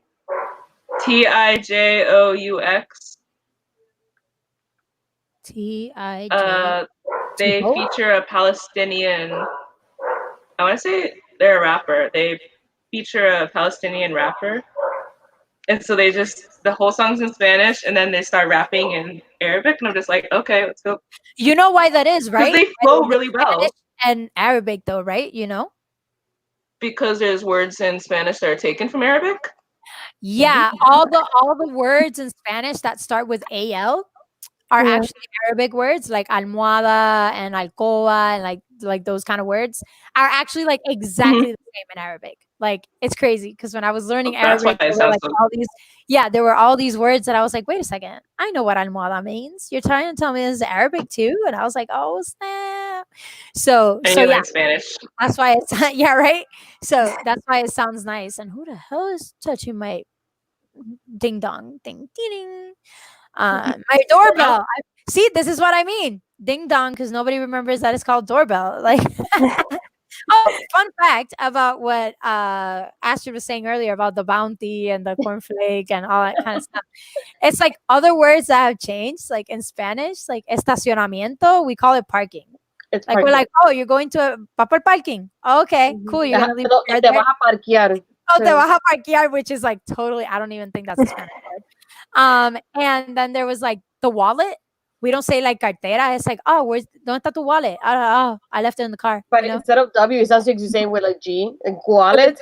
That's what it is. I'm So like, Jen, what the hell is touching my ding dong? I meant to say who the hell is touching my ding dong, but like, all right, which is even worse. I guess it didn't fix it. But Yeah, I Like- didn't think about that until Jen typed it. yeah, Oh, yeah. no. I think the funniest part for me when it comes to speaking English and Spanish and like interchanging within words that often is that I make up new words. Like I was in China with my friend and I felt that somebody was really bothering me. Like their behavior was just like borderline harassing. And in Spanish, that word is hostigando, you know, like él me está hostigando, you know, he's really bothering me. But then I couldn't remember the equivalent of it in English. So I was like, oh, he's ostigating me. And my friend was like, he was what? And I was like, ostigating. You don't, and she's like, Natalia, I don't think that's an English word. And then you saw that you know what they Yes. think exactly like you. So they're like, well, And then I was like, oh, I mean hostigando. And she's like, mm-hmm. And I was like, oh, like, you know, somebody's really bothering me. She's like, Natalia, I really need to make a list of all the words that you make up. And like my dad does the same thing. Like he doesn't call furniture muebles. He calls it furnitura from furniture because his first language is English, but he learned Spanish because he was born in New York. So he has a backwards problem. So he'd be like, oh, la furnitura. And I'm like, Dad, that's not a word. it sounds like fritura to me when people say that. So that's what I think about. I did something like that. Yes, printear, Alexandra. Oh my God. Y typear. Yes. You know Oh, what? I have a friend of mine. She was born in the U.S. and then she moved to Puerto Rico when she was young. ooh. I was like trying to teach her some Spanish, and then she came up with her own one. She was like, "Voy a loquear la puerta," and I was like, I say that though. "No," I'm not and that was me when I was younger. I was like, "What does that even mean?" And like, "Me voy a machear la ropa," and I was like, "What?" And now everybody in my family says it. Yeah, We all know what everybody says means. it. Yeah, everybody knows what it means. We all know what it means now, and it's like you don't even realize it that you're saying it because I'm like, although like anything detergent, they're all Palmolive. Yeah. They're all the same brand. Fabuloso, they're all fabuloso. Yeah, fabuloso. Everything's fabuloso, even though it's not it. Everything. It's Or like el when you cloro. say Any bleach, it's like, buscame el cloro. It doesn't matter cloro, what everything's brand Clorox. of Yeah. Clorox it is. It's we just go by the brand. So when you don't realize that even the people that are older, they're talking and speaking English without even noticing it because they're so used to calling stuff by their brands. yeah. Yeah. That is Yeah, funny. my family does hadn't- that. Where's the comment? Where's the Clorox? I hadn't noticed until she pointed out, but like we do that with so many things. Dame holdo. It's with an L, not a T. A holdo.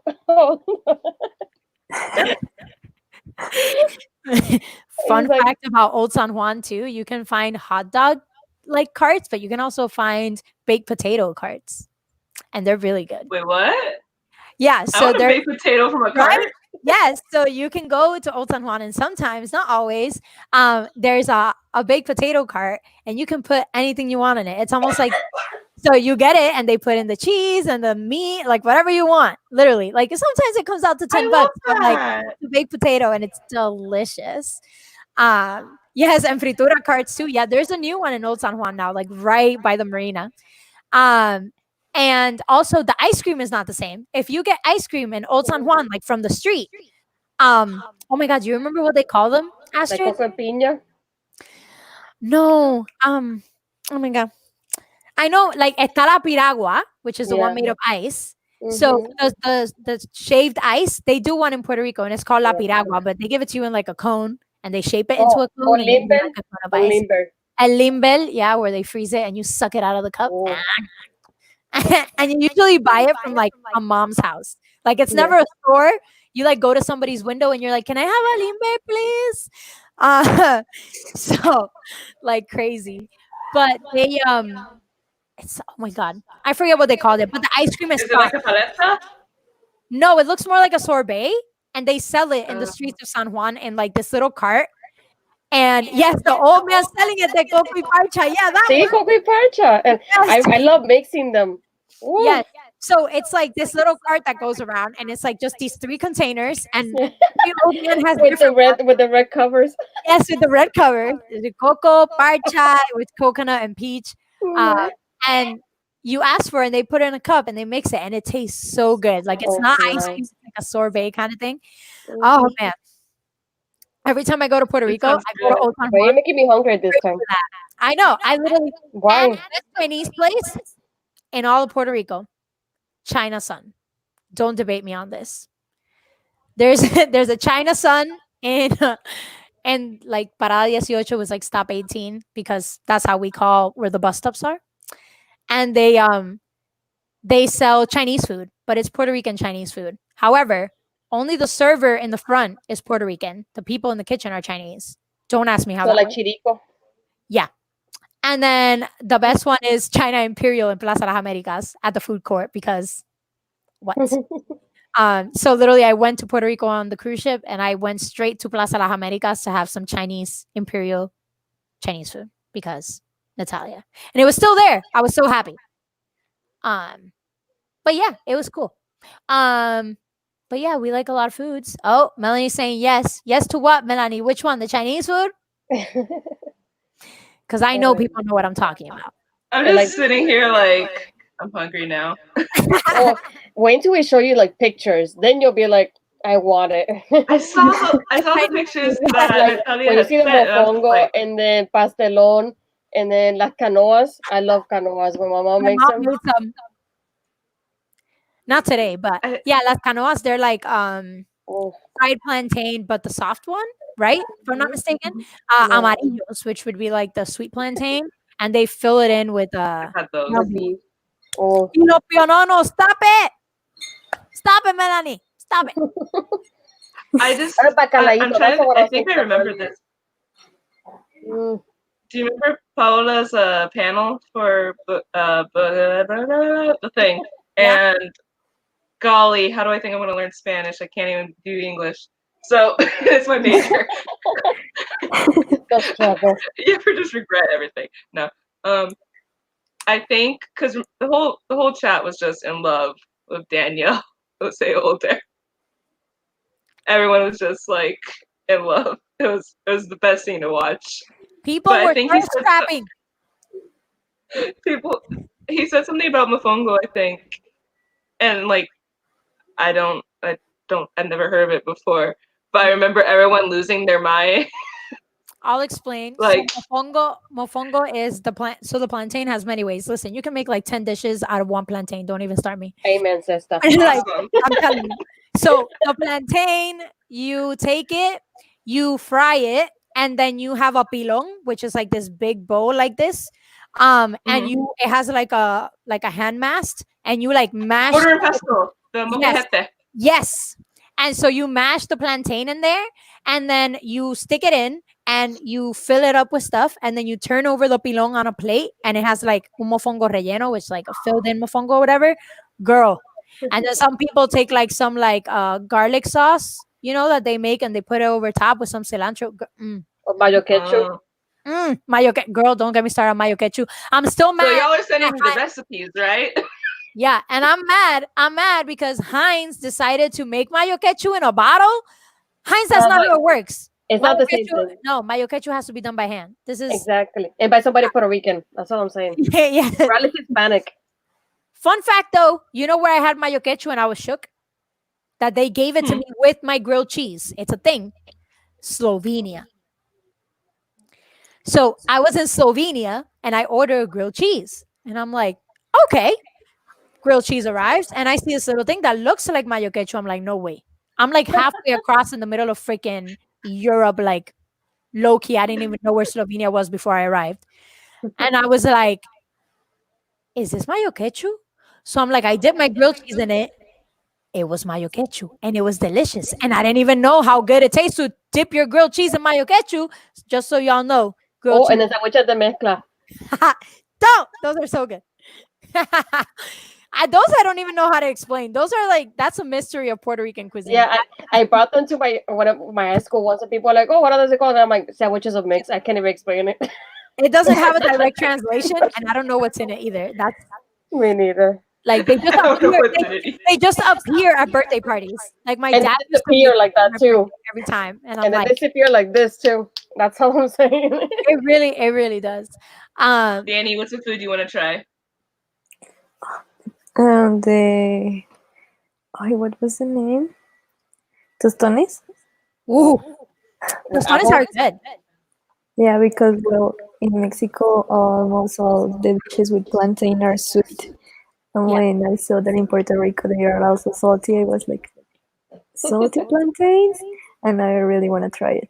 Salty plantains is the equivalent of fries for Puerto Ricans. Like when they're like, "Oh, you want this with fries?" No, tú quieres pollo con tostones.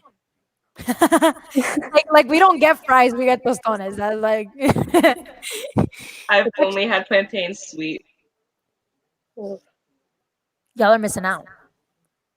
Like next time you see a green plantain, you're gonna grab it. You're gonna take it home.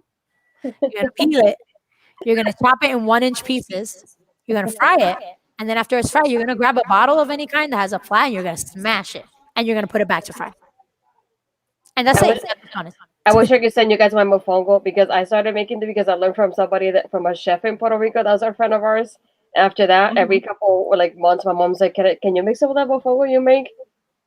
That's all I'm saying. It's really good. I'm telling you, if you just feel like sending me recipes for anything ever, Yeah. you're like, Knox should learn how to eat this, or Knox should try this. Just send me the recipe and I'll make it. Like, Will do. What was I going to say? Alexandra, yes. Mofongo is a dangerous, it can be really dry. They have to know how to make it. Yeah. Because remember that plantain fried is already dry. So like if you're trying to make a mofongo that's going to be like smashed and you don't like put some stuff in it, it'll be bad. But yeah, I don't all the food. Like literally, there's a new restaurant that opened, which is why I was telling Danny and Knox and Astrid that we should take a Con Sabor trip to Puerto Rico. You know, go all together. After this is over, obviously. But there's a new restaurant that opened at the very top of Old San Juan. And I forget the name right now, but I have a picture of it. And I took my friends there when we went on the cruise ship because they'd never been and they'd never had Puerto Rican food.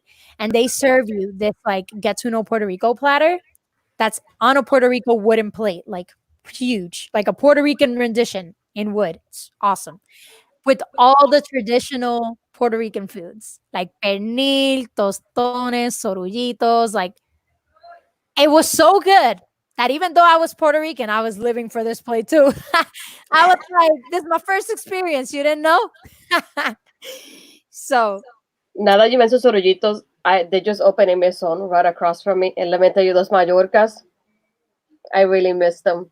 Now I can't get enough of it. I really can't. And right across, so I can just walk there if I want to.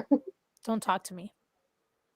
And That's Melanie said, is it Raices? I think you might be right, Melanie. I think. Maybe. Trying to think what would go on a get to know Mexican food platter. Yeah, I need to go to Mexico at some point. Danny, I'm coming to your house. Same. You should come. Danny, we just knock like, hi. Hey Danny, what's up?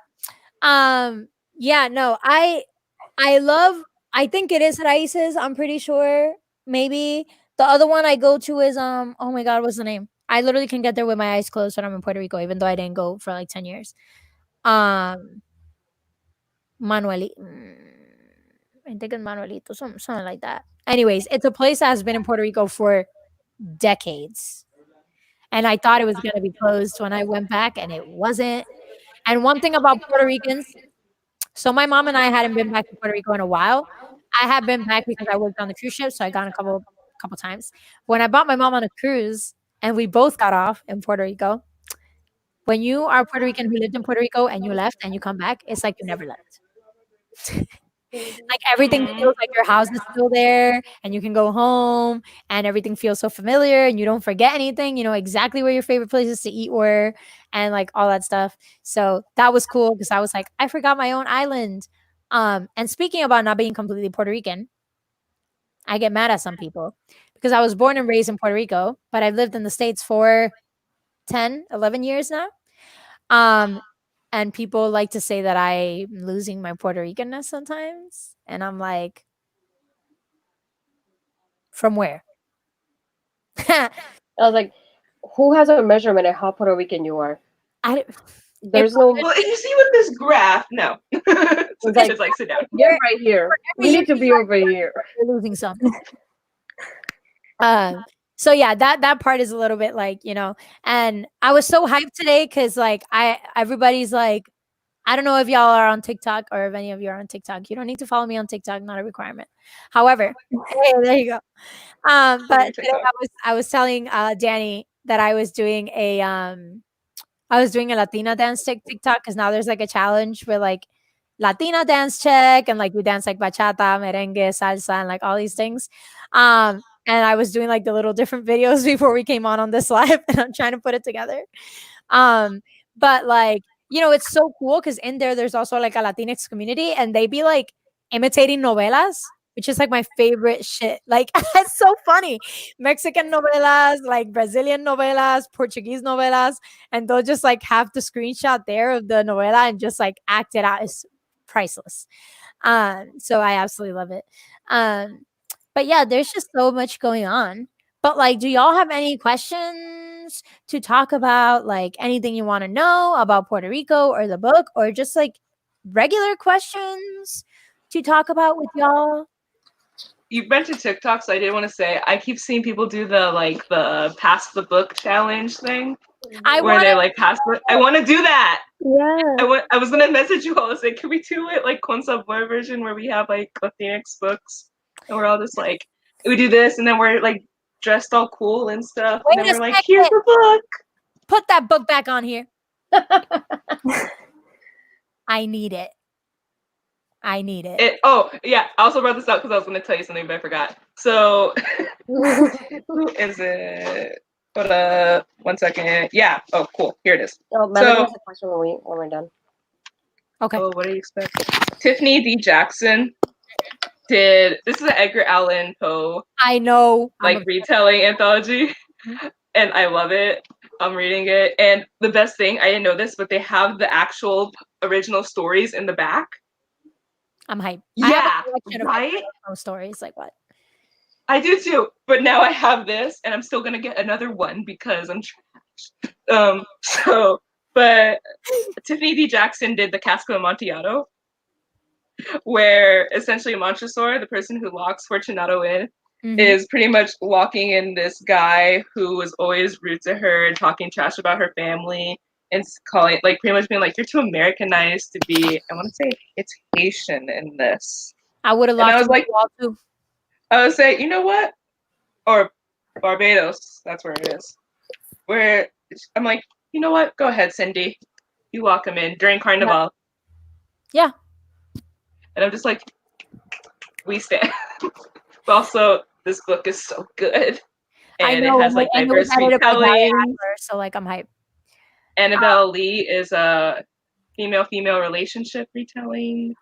Renchi Pecco wrote a story in here. I haven't finished it yet, but it's good. So read this. Okay, yeah. Melanie's question. What do you expect of Category 5? So, because I know Melanie has read part of Category 5, and she says Marisol is on a better track in this one. Thank goodness. But what I expect of Category 5, I don't know. I know the synopsis mentions the way that like American companies are trying to take over the land that's like valued low now to take over like the island, which has always been a problem. So I'm hoping that in that avenue they address colonialism a little bit better. I I want to say that I want to see Javier's and Lupe's relationship be better, but at the same time, I don't want to see it. I was gonna say the same thing. Like if they just stay What friends, relationship? It doesn't exist. like if they were friends, that'd be great. Like somehow they decide that being friends is better. I'd appreciate that. And I want more Javier. That's it. also, Oh, more Javier. Yeah. but also more Marisol. I feel she was shortchanged. So I feel like I want her to have some kind of like at least more of a backstory in the book to get to know her more, not just have like a background character that just shows up every now and then, but have a little bit more of her, or like concentrated more on her in the next book. That's Yeah. basically- I want her to be happy. the next book either. Yes, Like we had yes. enough drugs for one book. Yeah. And technically, we're left with like the clean characters now because Carlos didn't do drugs, Javier doesn't do drugs, Marisol doesn't do drugs, and Lupe doesn't do I drugs. forgot Carlos. Wait, what? Oh, What? Oh, I thought she was saying the truth. No, she's saying like Javier does Lupe whoop whoop like if they happened. I was like, oh. oh, I was so excited. I was like, wait, what? Let me know. It would also I hurt. forgot. You think Carlos is in the book more? I hope so. Papi Gringo. And yes, past the book. We should include more people too, because only 4 people are doing past the book. Yeah. So we could Oh, hit I it. was Melanie thinking wants like to as do a it. community. It's only 60 seconds, so we might have to do 2 TikToks. Like 2 Valid. separate videos, yeah. Because I think one like alone TikTok of yourself is probably like 10 seconds. So 6 people, 8 people ish can fit in one, depending on how long people do it. So yeah, we could do that. We could do that. I'm down too. We got volunteers. Yeah. I haven't done it, the thing, and I want to do it. I'm like, let me do. I'll definitely pass the Lobby Stone. I'm not even kidding. Like, Oh, I'm thinking No de Los Santos probably. Or I could pick an Anna Marie McLemore book. I feel like what we need to do, have a live show to talk about the books that we didn't get to discuss, because we didn't Yeah. get to talk about The Fire on High, which I need to talk about it. I love it. Yeah. We didn't do Dark and Deepest Red. I feel like there was another one that we didn't do. Maybe no. Labyrinth Lost. there you go. Wait, we were supposed to read No that? Yep. Oh. Yeah. Like I know it was there, and I also have a copy. Yeah. But, We need to schedule that live show. I missed that. Yeah. Kind of like a miscellaneous to do everything. Yes, I will say 2 things about both of those books though. Dark and Deepest Red. I got like 50 pages in and I put it down. I don't know if it was because I wasn't enjoying it or because my mental state couldn't handle it because of the pandemic. With The Fire on High, I tried the audiobook. This is gonna be an unpopular opinion, but I hated it. And maybe just for this book, like maybe I like it for Clap When You Land, which Astrid was so gracious and bought me for my birthday. Mm. So I'm really excited about Clap When You Land. Plus, I feel like I look like the girl on the cover, so I'm hyped. But also, so I'll probably like that one. But I just couldn't get into the audiobook, and then because I couldn't get into the audiobook, I didn't get into the book, and I didn't read it. So I'm the one irresponsible person in here that hasn't read either. Right now. So yeah, some books are just not meant to be, you know. It's But not me. I've heard that it's not you. But I've heard that It's some not you. people love Elizabeth Acevedo as a narrator, and I'm sure I'll probably love this book, but I just didn't really. For me, I like her accent and I like the way she talks. But even like I was trying to do Clap When You Land and she talks so fast, I had to pause it. I'll be like, I had to read the book. See, Sorry. that's not a problem. Actually, I'm gonna point that out. That's not an Elizabeth Acevedo. Like for me, that's how it felt. But I really like how her voice sounds, and I really like her accent when she's doing it. At least for The Fire on High, I just wanted to read it because I wanted to annotate it. So that's why I didn't do the audiobook. I wanted to have like that safe down experience with it. But maybe later I'll do the audiobook. But I heard the audiobook a little bit before. It includes recipes. I'll explain the Elizabeth Acevedo problem. It's not an Elizabeth Acevedo problem. It's a Dominican problem. Take it from me. I speak Dominican Spanish, and even though Puerto Rican Spanish is fast, Dominican Spanish is faster. Mm-hmm. And it's. Let me just say that if you're trying to learn Spanish, Dominican Republic is not the place to visit. Okay, visit Spain, visit Costa Noted. Rica, Mexico. Do not visit Dominican Republic or Puerto Rico for that matter, because you ain't gonna get Spanish there anymore. That's a Spanglish world now. So yeah. So I'm excited to hear that actually, because I love Dominican Spanish. I'm trying to grab the fire on high Wait a and not second. drop everything. Alexandra says she met Oh my God. What's happening there, Nog? Wait, what? That's what I'm saying. Alexandra, please elaborate. What do you mean? We need to know details Somebody about just dropped this. this You met the bombshell and queen. then We wait. need details. Right? I just like after reading that one, I feel like I really need to go at Poet X because I came into the community after it was released, so I didn't get to read it. And then with the Fire on High, I was selected for like a blog tour, so I got the copy of it and I loved it. And then obviously I had to buy Clap on Your Land after with the Fire on High, so I need to go back to Poet X after this. Alexandra I like said, this I heard better. her talk at Books and Books. I didn't even know who she was because Tommy Adeyemi was there and I was sold. That's fair. Yeah. Because wasn't with Valid. Fire on High Elizabeth Acevedo's debut, right? Poet X. Poet X. This was her debut as a prose, but the Poet X was her first book, and it came out as a poetry collection. And I like this better. Right? It's her what? Clap When You Land is also in verse, isn't it? Yeah, so I've heard. She had a talk with Tommy Adeyemi, and I was like, "Who is this girl?" The queen.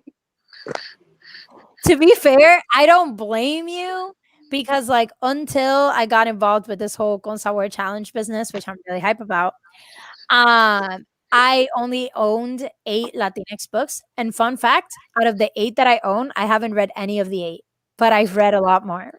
What are the 8? Wait, what are the 8? Yeah, now I'm curious. I have the Grief Keeper or the Grief Keeper. I have Wild Ready. Beauty, which I really want to read. I have oh my god, now I'd have to look. Who do I have? We're doing Never Have I Ever Latinx book edition now. So we're gonna put up 8 fingers. Gods of Jade and Shadow. I had there's one like Latinos in America, which like details when I was Puerto Rican. I can't see my books right now because my Latinx books are over there. But yeah. Okay, what other books do I have that you guys have read? With the Fire on High, y'all read it. Don't Date Rosa Santos. Oh my god. I can't see. Oh wait, This Train Is Being Held. Oh, I haven't. I haven't read it yet. I have it. I also haven't read it That yet. was like halfway. Should that be our next pick? We Set the Dark on Fire. Yep. And We Unleash the Merciless Storm. Don't be mad. I haven't read it yet. We're We're waiting. No, wait, that one we're supposed to wait to read. Yeah, I know. Yeah, you cheated. We're waiting. I did not Wow. cheat. I have You cheated. Yeah, relax. You cheated. And I also have Victory, to go ahead my and audiobook, but I haven't heard it yet. Which is actually I'm really interested in listening to the Poet X, as a matter of fact. I will apologize again for We Unleash the Merciless Storm people. Mhm. I had to interview Taylor K. Mejia, so I needed to know what her book was about. I also needed to know how the topic of the panel was interpreted in their book. And so it's okay. I will still reread it with y'all, you know? And I don't know what Knox is talking about because Knox is the queen of not reading the book and then rereading it with us and joining in the discussion. So you better hide your closet before I come and get her.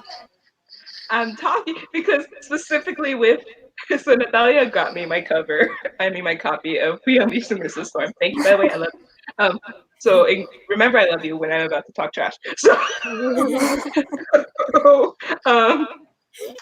pretty much she gives me the book and then she goes, "You better not read it before the rest of us.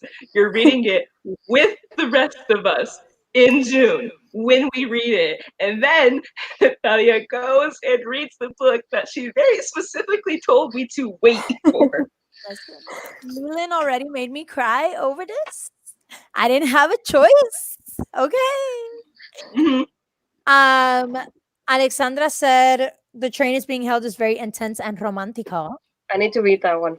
Yeah, Same. me too. Alex is total. Oh my goodness! Please tell me that the train is being held. The guy's name is Alex. Yes, it is.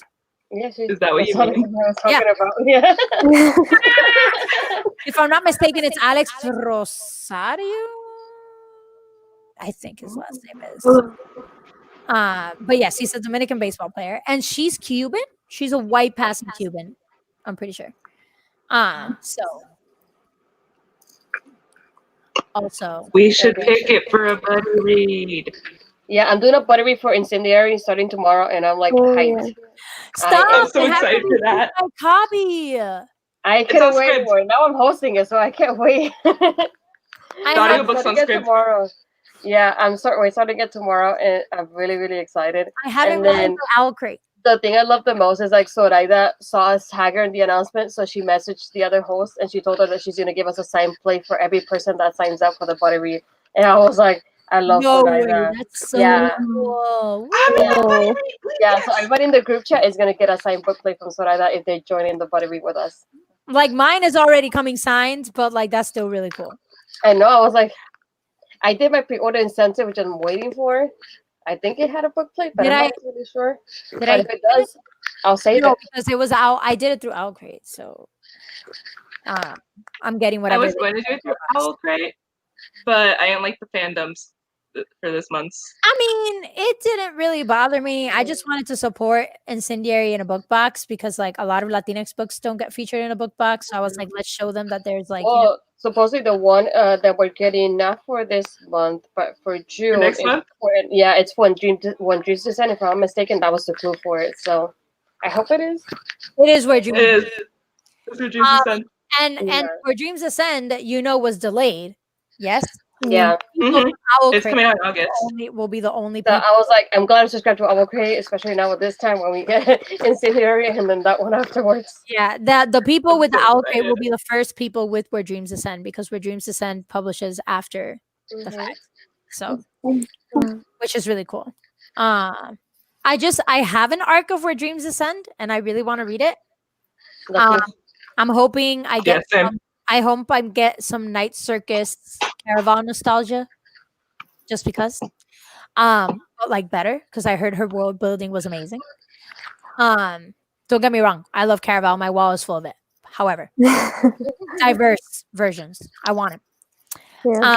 And so it's crazy. This vampire book that I'm reading, I just it's What good, book is it? but it's stressful. The Southern Book Club's Guide to Slaying Vampires. I don't know if you see my thread going, but whew, it's intense because it has a lot of commentary on society and the way it treats women and the way women treat each other and about white privilege. And the husbands are assholes. So like you just wanna So it was like the 80s, 88s where like women still didn't have that much autonomy and you were just a wife kind of thing, and now you just want to throw the book across the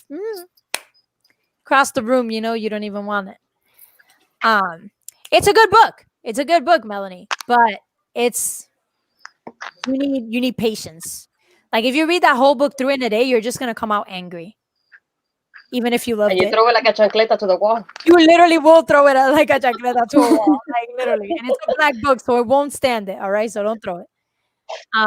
Yes, I know Margin's book box. That's where we set the fire on We like Margin. we set the fire on high. When I first got it. So but I don't like to be surprised with books. Yeah, I agree. I feel like Hey, Jessica. Jessica's here. hey, Hi. I get that people want to be surprised by their book, but sometimes I actually want to know what the book is. Half the time when they give the description, I just go on NetGalley and scour all the books that sound like it, and eventually I find it.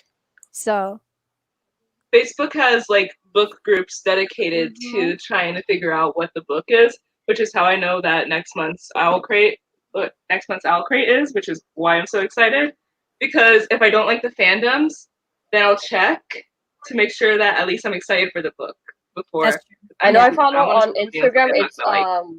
book.alley, I think, and they do guesses on book boxes as well, and they do a lot of Owl Crate too. That's how when I saw the guessing, I was like, yes, I need it. And doesn't Carmen just know what they are? Because like, doesn't she like work with them, or does she guess them too? Yeah. Carmen Homes and Textiles. Yeah, Oh, I love her. yeah, we love her. I don't know. I just want to say that I love her. She was how I found out about the incendiary box because she messaged us, and I was like, "Ooh, say what? I'm going." Jessica But I told ha- me. But I'm mad I haven't gotten it yet because I wanted to join your buddy read. Yeah. And I'm not really good at audiobooks. I'm pretty sure I've said this before, but normally I just use the audiobook to read along with the book. I can't just listen to the audio by itself. I get very distracted. So I think she only got May's box for Owl Crate. Yeah, May's Yeah. was incendiary. Yeah.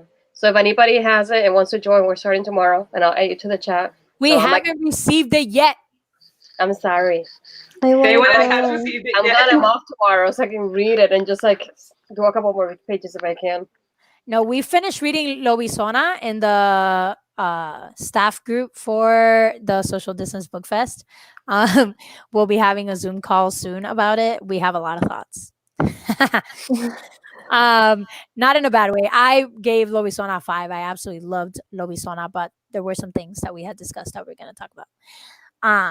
And we're supposed to read Lobisona at some point as well, right? Because it got delayed, so we moved it. We better. Yeah. I don't think we ever officially moved it. Well, we haven't moved it because we don't know where to put it because it's coming out like June. Like Yeah, but it was supposed to be the very next book we read. I know. And Cemetery Boys was the other one that we had. to Yeah. read. Yeah. We're gonna have Yeah. to move what is it, Lobisona to later because it's not queer. Well, and it has I'm not gonna spoil, but it does have queer characters in it, but it's not a queer book. So it can't really be in June, and I'm pretty sure it comes out like at the end of June, so maybe July. And Cemetery Wow. Boys is getting pushed back till September. Yes. Yeah. Also, can I tell them what we're reading next? Because we settled on one, right? We were gonna keep with the creepy. Yes, I feel we had this talk already. Oh, are we reading what I think we're reading? Yeah. I totally forgot. I forgot. So. Thank you, Debbie. What a love. I'm just This gonna is cry. how Okay, we I'll work. see you later. We talked about this in our private chat, and apparently everybody forgot what book we're reading. But It's I been feel a like week. I feel like we've been off for like a while, so I That's- feel like in Yeah, I- keeping with the spookiness of the month, because as Knox really wanted to have Halloween in May, Oh, yeah. yeah, I remember. Ghost Squad by Claudia Ortega. Yeah, Oh, yeah, I'm still okay. waiting for my copy. I'm gonna have to order from Amazon just to be able to read it with everybody. Oh my god. I The ordered from audiobook like the is independent shop, and I still haven't received it. I know you told me. Make sure I I'm get bitter this about this still. Bitter. the audiobook is on Scribd in case you don't have a copy yet. Those of you who have a copy that you bought then and haven't read yet, because I read a chapter of it, haven't been able to read past it since. So, are I you cheating again? I didn't cheat. I read chapter 1. Mhm. The audiobook is also on Spotify. So if you don't have Scribd, you can use Spotify. Digital copies, physical copies. I'm gonna have to order from dang Amazon to be able to read it. Here we go. The narrator is really good, but I like being able to read with the book. I'm getting the audiobook right now on Scribd or Spotify. Or Spotify. Spotify is probably easier. If you download, there's an app called, I think it's called Spooks or something like that. That if you connect your Spotify, it tells you the audiobooks that they have. So that's another way to like save it. Yep. Melanie said, I'm joining. I have it staring at me right now. I'm so upset about mine, and I like how the lady from the bookstore is like, "You have been so patient about this." Like, you think it's been over a month, and I still haven't gotten it. And it's supposed to be a signed copy, and she said the publisher hasn't sent them the copies yet. So can you imagine how long that's gonna take? Oh my goodness. I'm so upset. And So if you like bad. the audiobook for 5 Midnights, it's the same narrator for Ghost Squad. Also, fun fact, I know Amazon has delayed their shipping of books recently. Some of them, sometimes, depends where they're going. But the bookshop.org actually ships them really fast. Like the one that's connected to the indie stores. Like literally, I swear in a blink of an eye, I have my book. I'm just like, didn't I order this yesterday? I have like 5 books that came in from there. And I'm hyped to read them all. I'm on a horror stunt, so I've read 5 Midnights. I've read, well, almost done reading the Southern Book Club's Guide to Slaying Vampires. So next one is Tender as the Flesh. I gotta finish it.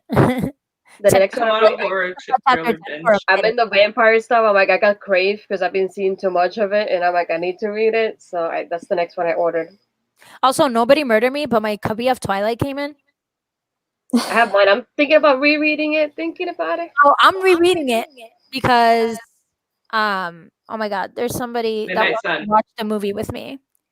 Also, I will be putting out a post before August 4th about all the amazing books that you can support on August 4th. That is not Twilight. You can buy Midnight Sun because I will. However, there's so many amazing books coming out. Actually, to be specific, there are about 5 Latinx books coming out on August 4th. Isn't Lobizona one of them? Just Yes, Yeah. Lobizona's one of them. Lobizona, Paola Paola- Santiago, right? The River of Tears. I would actually have to look at my thing, but there's like 3 other ones that are also Latinx that are coming out on the same day that I had barely heard about. There are some amazing like Desi representation coming out that day as well. I'm pretty sure This there would was be a good. Yeah. it's a good publishing day. So like definitely like yes. for every one Twilight book, you're gonna get You're- like 2 diverse For ones. that every day. Twilight book, you're gonna get one diverse book. You gotta balance it out. It's like carve out a tree. Yeah, All right. a lot of publishers are worried because the hype's all going to be about Midnight Sun, or a lot of authors are worried because the hype's going to be about Midnight Sun that day, and because of stuff going on, obviously they got pushed back, and it Yeah. just so happens the dates that a lot of people got pushed back to was the same day as Midnight Sun, which is kind of, I want to say taking over. It's taking over the conversation a little Yeah. bit. So. I do want to say keep your eyes open because like Social Distance Book Fest, we're doing the bookmarked events, which the first one is coming up soon. Yes. If y'all want to know, secret, no, not really a secret, but Stephen Graham Jones is being brought back in his own interview because we felt he was done a little bit of a disservice during the actual Social Distance Book Fest as an Indigenous author. We're not going to go into that, but like just saying. And so he will have his own thing with an Indigenous host that will ask questions that were aggregated from Indigenous bloggers and creators. So now what I was going to say was that we will be having an event with Romina Garber about Lobizona at some Yay.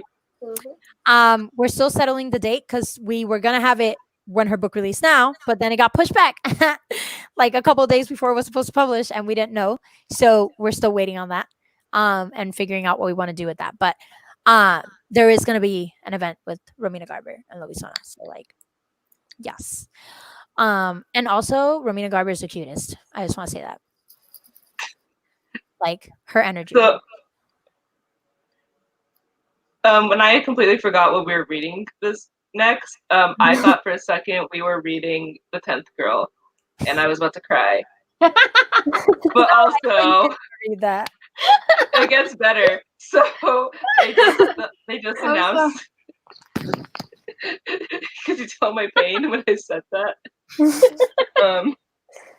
I'm sorry, just like your I- facial expression, you were like so worried about it. I hate that book so much. It's a I 1 think- star. There's so much to you. And Uh-huh. I was gonna say, but Sarah Faring, the author, just announced they're gonna write another book, and it's coming out. So keep an eye out for it. Something like The White Wolf or something like that. Okay. I'm actually gonna read it because I liked her writing. I just didn't like the book, so we'll see. I mean, that happens, honestly. Like, you know, Yeah. Yeah, like Mhm. oh, so like Poet X is but this is my favorite Elizabeth Acevedo book. I think that's me when it comes to like, I want to read Wild Beauty, And I definitely think I'll probably enjoy Wild Beauty more than I will enjoy Dark and Deepest Red. But like, Yeah, I liked Wild Beauty a lot better. Oh, Than yeah. Dark and Yeah. Deepest so Dark and Deepest Red's a little slower. Red. Yeah. it was also not the right book during a pandemic, but we didn't know there was going to Yeah. Yeah. Yeah. We that timing was terrible. be. Yeah, it was. It was indeed. I feel like it took me an eternity to finish it, but I'm glad I finished it. Wild Beauty over there. My copy's over there. But I want to read. I want to read This Train Is Being Held. I want to do Clapping Your Land because I have it now. I can finally read it. I have started Cemetery Boys, but because we were doing this, I had to stop it and do more of 5 Midnight. So I need to finish it. Cemetery Boys. Huh? What? I thought you finished. I don't know what you're cutting off. Cemetery Boys. I thought you finished. No, I didn't finish. I stopped it because I was reading 5 Midnights. So I'm like, I have to keep going Haven't with started yet. it. Yeah. Danny, you finished, right? Yeah, I did. Yeah. So I'm like, getting back to that. I am still on chapter 10 of Cemetery Boys. I feel like I've been on chapter 10 of Cemetery Boys for a while. Not because it's not good, just because like I keep getting derailed by 20 other things. Yeah. Yeah. The other day I was on Goodreads and wanting to write my review, and I saw Nat, from Paperback Nat, and she was like, "Oh, Nat was a great read companion," and I remember you were body reading that book with her. Okay, so the funny thing was when I was reading this with Nat, it was hilarious because we were both together, right? And it was going good. We was going good. Nat had some problems. And so I stopped reading for a while. And then when Nat came back, we both read together. And then I got busy and Nat kept reading. And then I thought I could catch up, but I couldn't. And then Nat got so excited about the book, she finished it. And then I was still on chapter 10. So like that's how that went down. Like she really tried, but like she really liked it. And I really loved it too. And I'm mad I haven't been able to continue because I love them. And I'm still not at the part where like the Yadriel and Julian magic happens and I need it. So like, you know. Is it a slow burn? No. Okay. I like how Danny was so quick. No. It's not a slow burn, but it's not insta love necessarily. Yeah, exactly. It's like he finds him attractive right away. Like he's like, oh, that ghost, he kind of looks nice. But Julian is so chaotic that like Julian's chaoticness is part of the dynamic. And I think that takes Yadriel a little moment. So I haven't gotten I'm still at chapter 10 and their relationship hasn't happened. It's not right away. So I like to hear the audiobook for that one though when it comes out. Oh my god, I'm dying. Like I need that audiobook ASAP. Depende de Yadriel. If not, I'm gonna be mad and throw my phone like a chancleta. No, like when they found that narrator, I was like, what are the odds that they find like a trans Latinx like narrator for They did? Yeah. They did. You missed his announcement? Listen, I've had finals. It's a trans. She's had a life, okay, Natalia. Yeah, so the company made sure that they found somebody that like identified like the characters in the book narrate, and I'm hype. That's perfect. I know. I was so I'm still happy about it. So that's one audiobook I'm definitely buying because Aiden Thomas. We love Aiden. The reason I didn't start Cemetery Boys yet was because like all the stress and stuff from school. I was like, no, I'm gonna read this after school ends, which it's over. Yeah. And so my brother's school is over too. And so I'm like, now I can like enjoy it because I knew it was gonna be a book where I just want to not focus on anything but like my education. So that's why I put it off. But also, really bad pun alert when he saw Julian for the first time. Was he like, "What up, boo?" Because he's a ghost.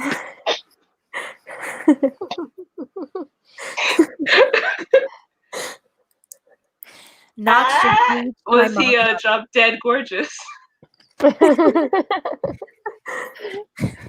Like this is the kind of jokes my mom be pulling. Oh my God. And me and dad just look at her like I I knew it was bad, but I also had to say it because this is I a group mean- where I can make Hey, those shoot your bad shot, jokes right? with. That's our motto. Hey, Our that's- slogan. that's how we my got the art. Did you say you had a TikTok, Knox? Yeah, I haven't posted anything yet. I was gonna wait till summer to start posting. But I was gonna say you should now that you said that joke because there's a sound that goes, "That's how I shoot my shot," and you should definitely do it to that joke because I need it. I need it, even if it's an inside joke for just the people that were in this chat. But like, I need it. We post it on the Twitter. That was me. I was so hyped when I did that TikTok about something to talk about. By the way, people, something to talk about is amazing. It's like bisexual goodness, Hollywood rumors, hella slow burn people. I mean, Oh, the book. the book, I had no idea what we were talking about. the book, something to talk about. That's the title, Knox. It's so good. It's by a non-binary author, and the slow burn is the kind of delicious that you might want to slam the book against a wall because it's so slow burn. Like this is not a I want to be a slow burn. This is a I'm a slow burn bitch. This is a We're broken up gonna slow burn. burn so slowly. You didn't realize you were on fire. Literally, they exactly the thing because I was just like there was one point I think like page like 300 I actually screamed out loud, like screamed. that was sort of a slow burn. No, it was a slow burn. I just wanted to hold Rosa. Oh, okay. It's been a year since Josa came out, so I'm just holding my books. You're Okay, just holding No, I keep talking. I'm just gonna. that's okay. No, the one thing I have to say about that book is that I awed so many times, like, "Aw." It has so many, like, I literally have tabs for every time I said "aw" out loud while I was reading, and 30 of them. So I was like, wow, there's a lot of ahs and a lot of slow burn and a lot of like deep stuff in here. Somebody needs to make a meme of just Knox holding her books like that. Yeah. Probably a screenshot, but somebody should. I did. You did. Of course. Plus, we haven't done this in a while. I had to. I know. I missed it. Yeah. But our meetup was a success, though, so I'm proud of us. Yeah, That was the Yeah. coolest thing. that was the coolest thing. I was like, what? I was gonna say on my bucket list, I need to host a panel. That's my next thing on my bucket list. But that was part of it, and my parents just coming in and visiting and being part of the chat. My mom was like, "I was the center of attention in the chat," and I'm like, "Here's you, here's you." Excuse me. Everyone left that chat loving your parents. Yeah. They Also, felt the hype love, up trust me. Blaze Wrath Games, okay? Do it. Blaze Wrath Games is the next Puerto Rican book. Oof, yes, I got Yeah. it now. I'm waiting to be When a does it person come with out? Gally. September, October. I think so. October. One of them. October. That's Amparo's book, right? Yeah. Yeah. And Oh, she I'm so and she excited. doesn't have her author copies yet, but I spoke with Amparo the other day, and Amparo said she wasn't gonna be humble about it. So you'll see all of the pictures when she gets her. Yes. In Aw. Goodreads it says October 6th. I got the Yeah. email from like the publicist, and I told her, and she's like, "Yeah, I can give you both." So I got the e-arc, and she's sending me the physical copy, and I'm like, "Yes, I need my Puerto Rican dragons here." Wow. How I'm do you waiting- get like publicists? Hi. Listen, I asked you the How do same. you- I asked you the same question. Amparo, I'm getting a physical arc, but Amparo doesn't have her physical arcs, and she's the one sending me a physical arc. So I need to wait till she gets her own physical arcs as the author, and then I'll read it. But I'm just really hype about dragons in Puerto Rico. Puerto Rican characters, Puerto Rican dragons. What do Puerto Rican dragons look like? I have no idea. Do they speak in a Puerto Rican accent? Do their dragon Do sound? they say hold too? Are their dragon sounds Puerto Rican? Like, are they like Weba? Wepa, we're here. I'm just saying. I need an edit of a dragon from like a fantasy movie or something, and it opens his mouth to breathe fire, and you just hear, "Wah!" I'm gonna make it happen. You watch it. Watch when you see a TikTok with a dragon just saying "Wepa." No, I got so many ERs, so I had to wait. I'm hype, and the fact that edit Amparo loves K-pop is like my life. Like you missed that part where the main character in the book is in love with Monster X. Like, I need it. Have we? I think we've established. I don't know where I am right now. Yeah, you seem to be missing a couple hits, girl. what rock were you hiding? I was gonna cover this. Listen, I haven't slept well in 3 weeks. My internet was out for a month. I just finished finals 2 days ago. I am Melanie says she got the manuscript for a special secret project. Ooh. Oh, speaking of projects, friends, I have disallowed 2 books with horrible Latinx representation from being published. I'd like to point that out. Oh, cheers to you. Thank you. My internship has been great. Like American Dirt, take notes. Sorry. The book that I just edited, I was like, this can no. It was the walking stereotype of Mexican men. And I was like, unacceptable. I was like, I'm not even Mexican and it sounds awful. So like, no. Machismo and beer. That seems like the walking stereotype you see behind it. I would explain, but I can't say details. However. Oh, okay. But like, yeah, no. But like I said, I'm still reading that Latinx rom-com though. That I'm hype about. I need that to see the light of the world at some point. But that's not through my internship. So but it's been great actually. If y'all ever want to intern as an editorial intern, just keep in mind that it's a lot of reading, a huge report, and book report. It's like a pro book report. Very detailed, but also you're reading through the slush pile. So keep in mind that the book might be awful. I have yet to say. Yeah, but I also read 10th Girl, so nothing can affect me. I think the one book could have affected you, but the worst thing, and fair enough. Like the first couple of books is I didn't want to look bad. You're only supposed to read like the first 30 pages if you're not really enjoying it. And then you can stop and say like why you weren't enjoying it, what was going on, why you didn't want to read further. However, it was my first book. So I was like, I'm not going to just cop out and be like, I don't want to read anymore. So I was like, okay, I'll read the rest of this. Girl, it didn't get any better. So, and that was like 300 pages worth. So my heart. I was going to apply for a publishing internship this summer, but then. But they have remote ones. Look them up. They're still there. They have remote internships for editing. They exist. Here's a link. Can you send it? My internship is remote, although they're not looking for interns right now. But I thought I saw some internships come through my feed that were remote from companies that like had to switch to remote internships because of the pandemic. So that's perfect because there are no publishers in LA. Well, I'm hoping that after the pandemic, publishing realizes that it was so simple to go remote when it was necessary. Yeah. And that it opens the room for more POC editors and writers and, I'm glad I'm glad the company that I work for already work from home. So sure. Easiest transition. Yeah. Once again, watch Paola's video talking about how diversity is still not a trend, where they shared the very sad statistics behind what goes on in the bookish community. Yeah. I love Paola's videos. I love Paola in general. Also, yes.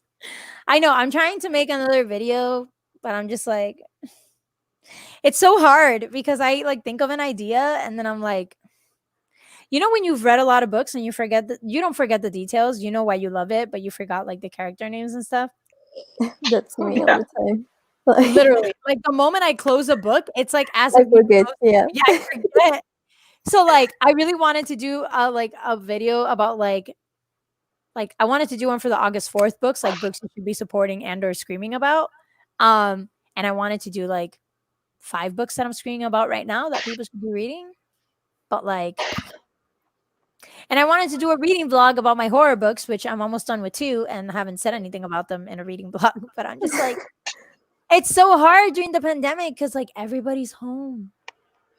Yeah. And like my mom goes back to work tomorrow. She won't be in the house anymore. And I go back to work tomorrow. But I work online like Astrid. So I work from home. So it's not a problem. So but I still didn't want to go back to work because everybody being in the house, Yeah, they sounds the want same. they want you.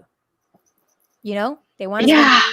spend time with you. I had to stop working actually while my mom was home because Yeah, that's right. she wants me to be downstairs. She wants me to cook. She wants me to spend time with her, which I love. But it also means I don't get the 8 hours a day that I had at home when she was working to do my work.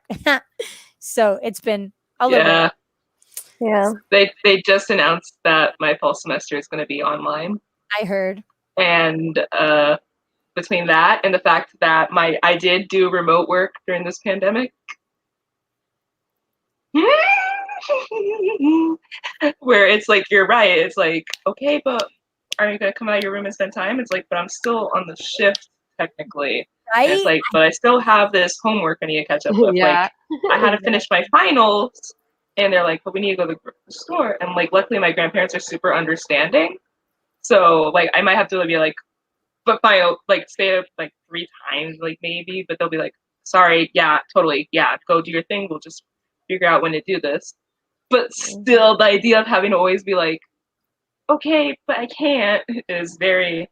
Yeah, some days I just come down and I'm like, I came to get food. You probably won't see me all day. I have things to do. The other day, mom was like, oh, you're going to abandon me? I'm like, mom, I just spent 3 days not doing anything so I could spend time with you, which means that I have 3 days worth of work that was not done. To catch up on.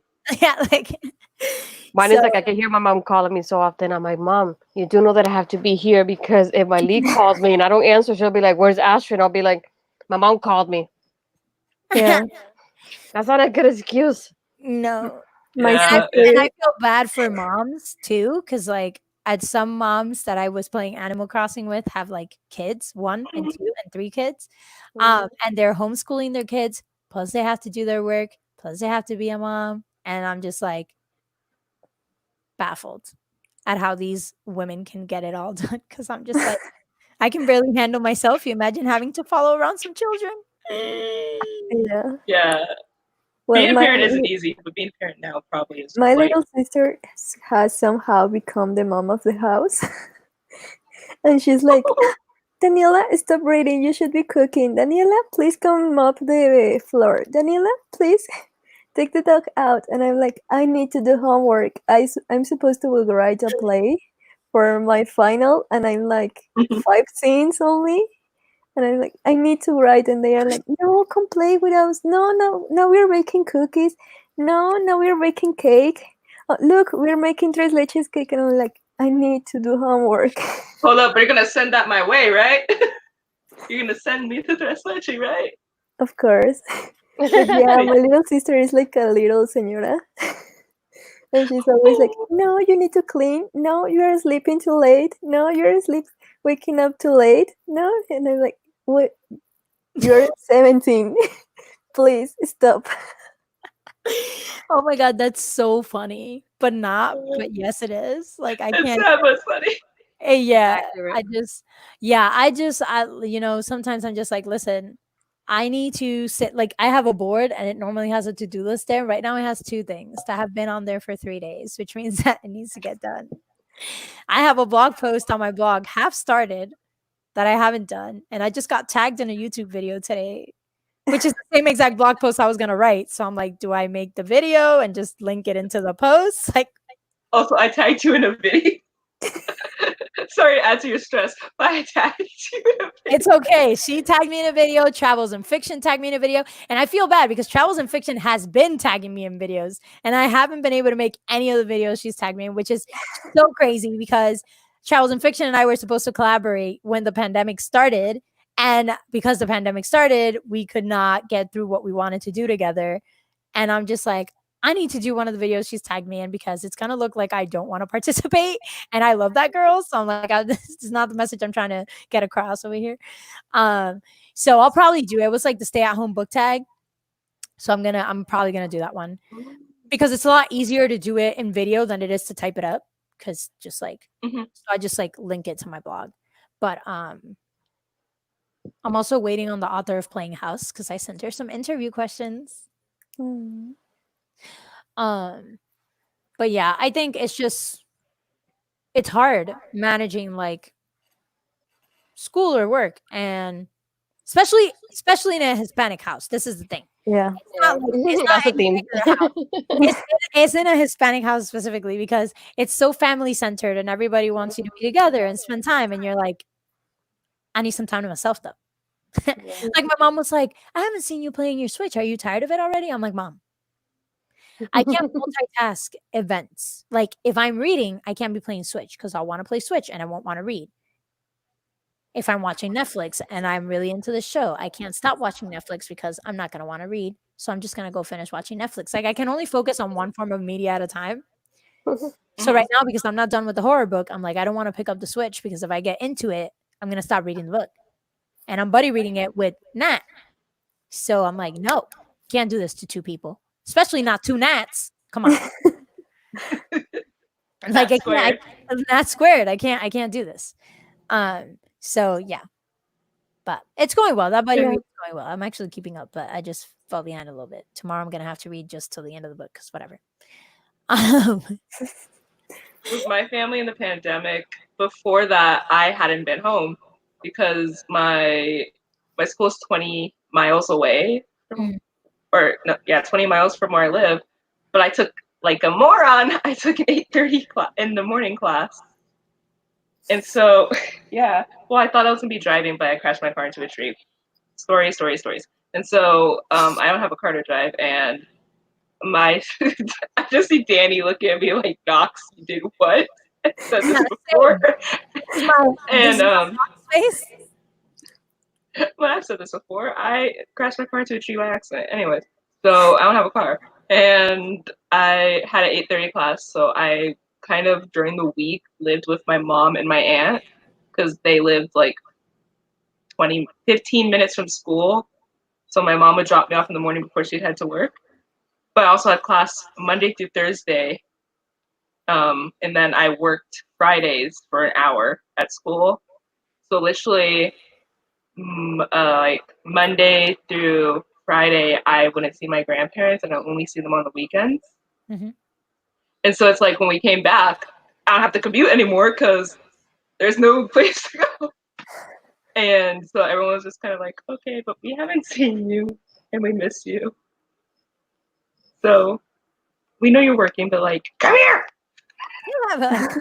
Yeah, that was me. Before the pandemic, I used to go to school. Then after school, I go straight to work, and I got off work at 10 p.m. So I come home, take a shower, then start doing homework. By the time I finished my homework, I went out to have dinner because, well, Mexicans have dinner at super late at night. Yeah.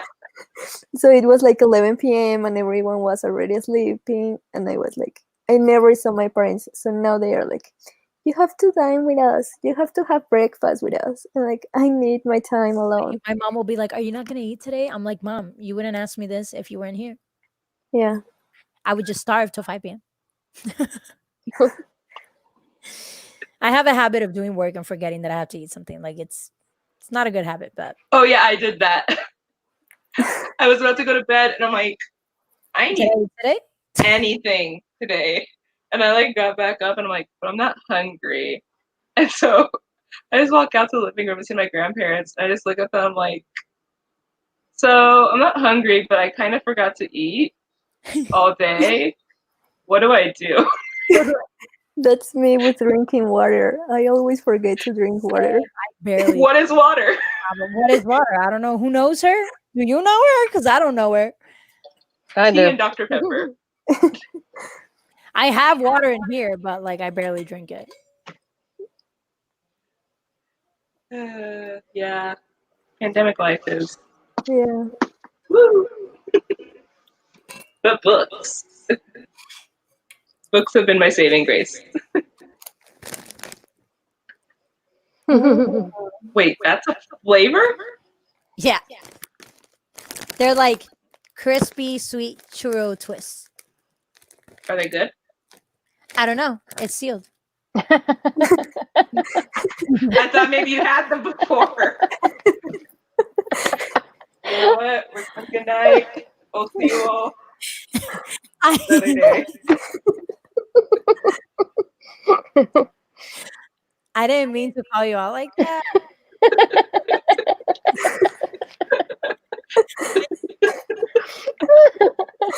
Welcome to the Cleanse Voice Slumber Party. Good night. I just meant to say that I pulled it out earlier because Astrid was drinking Malta, which I was kind of jealous about. And I was like, okay, I'll go get my churros and show her up. And then I told Andy that not to feel bad because they weren't real churros, but then somehow I didn't open it the whole time we were talking. So I should have known what they tasted like by now. I don't. Would you like me to open it? Yes. Okay. Oh, it smells Like, good. now that you mention it, open it. It smells nice. Some ASMR. Right, now Actually, they're really good. speak softly into the mic now, like. They're really so- so-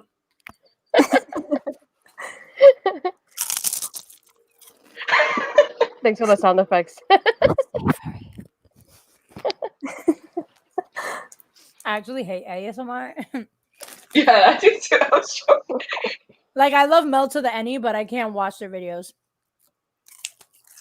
I feel like it takes the ASMR. unboxing take a little bit too long, and I'm just like, I want to know what's coming up next. I will watch any of the other videos. I can't watch the ASMR videos. I know some people love it though, and it's very relaxing. The only time I listen to ASMR is when I'm going to bed, like ocean or piano or something like that, or a forest.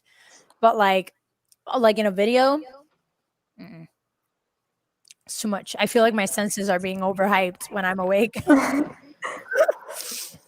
I found out the other day that because of the pandemic, when I get a migraine, it used to be that the problem was when things were very loud.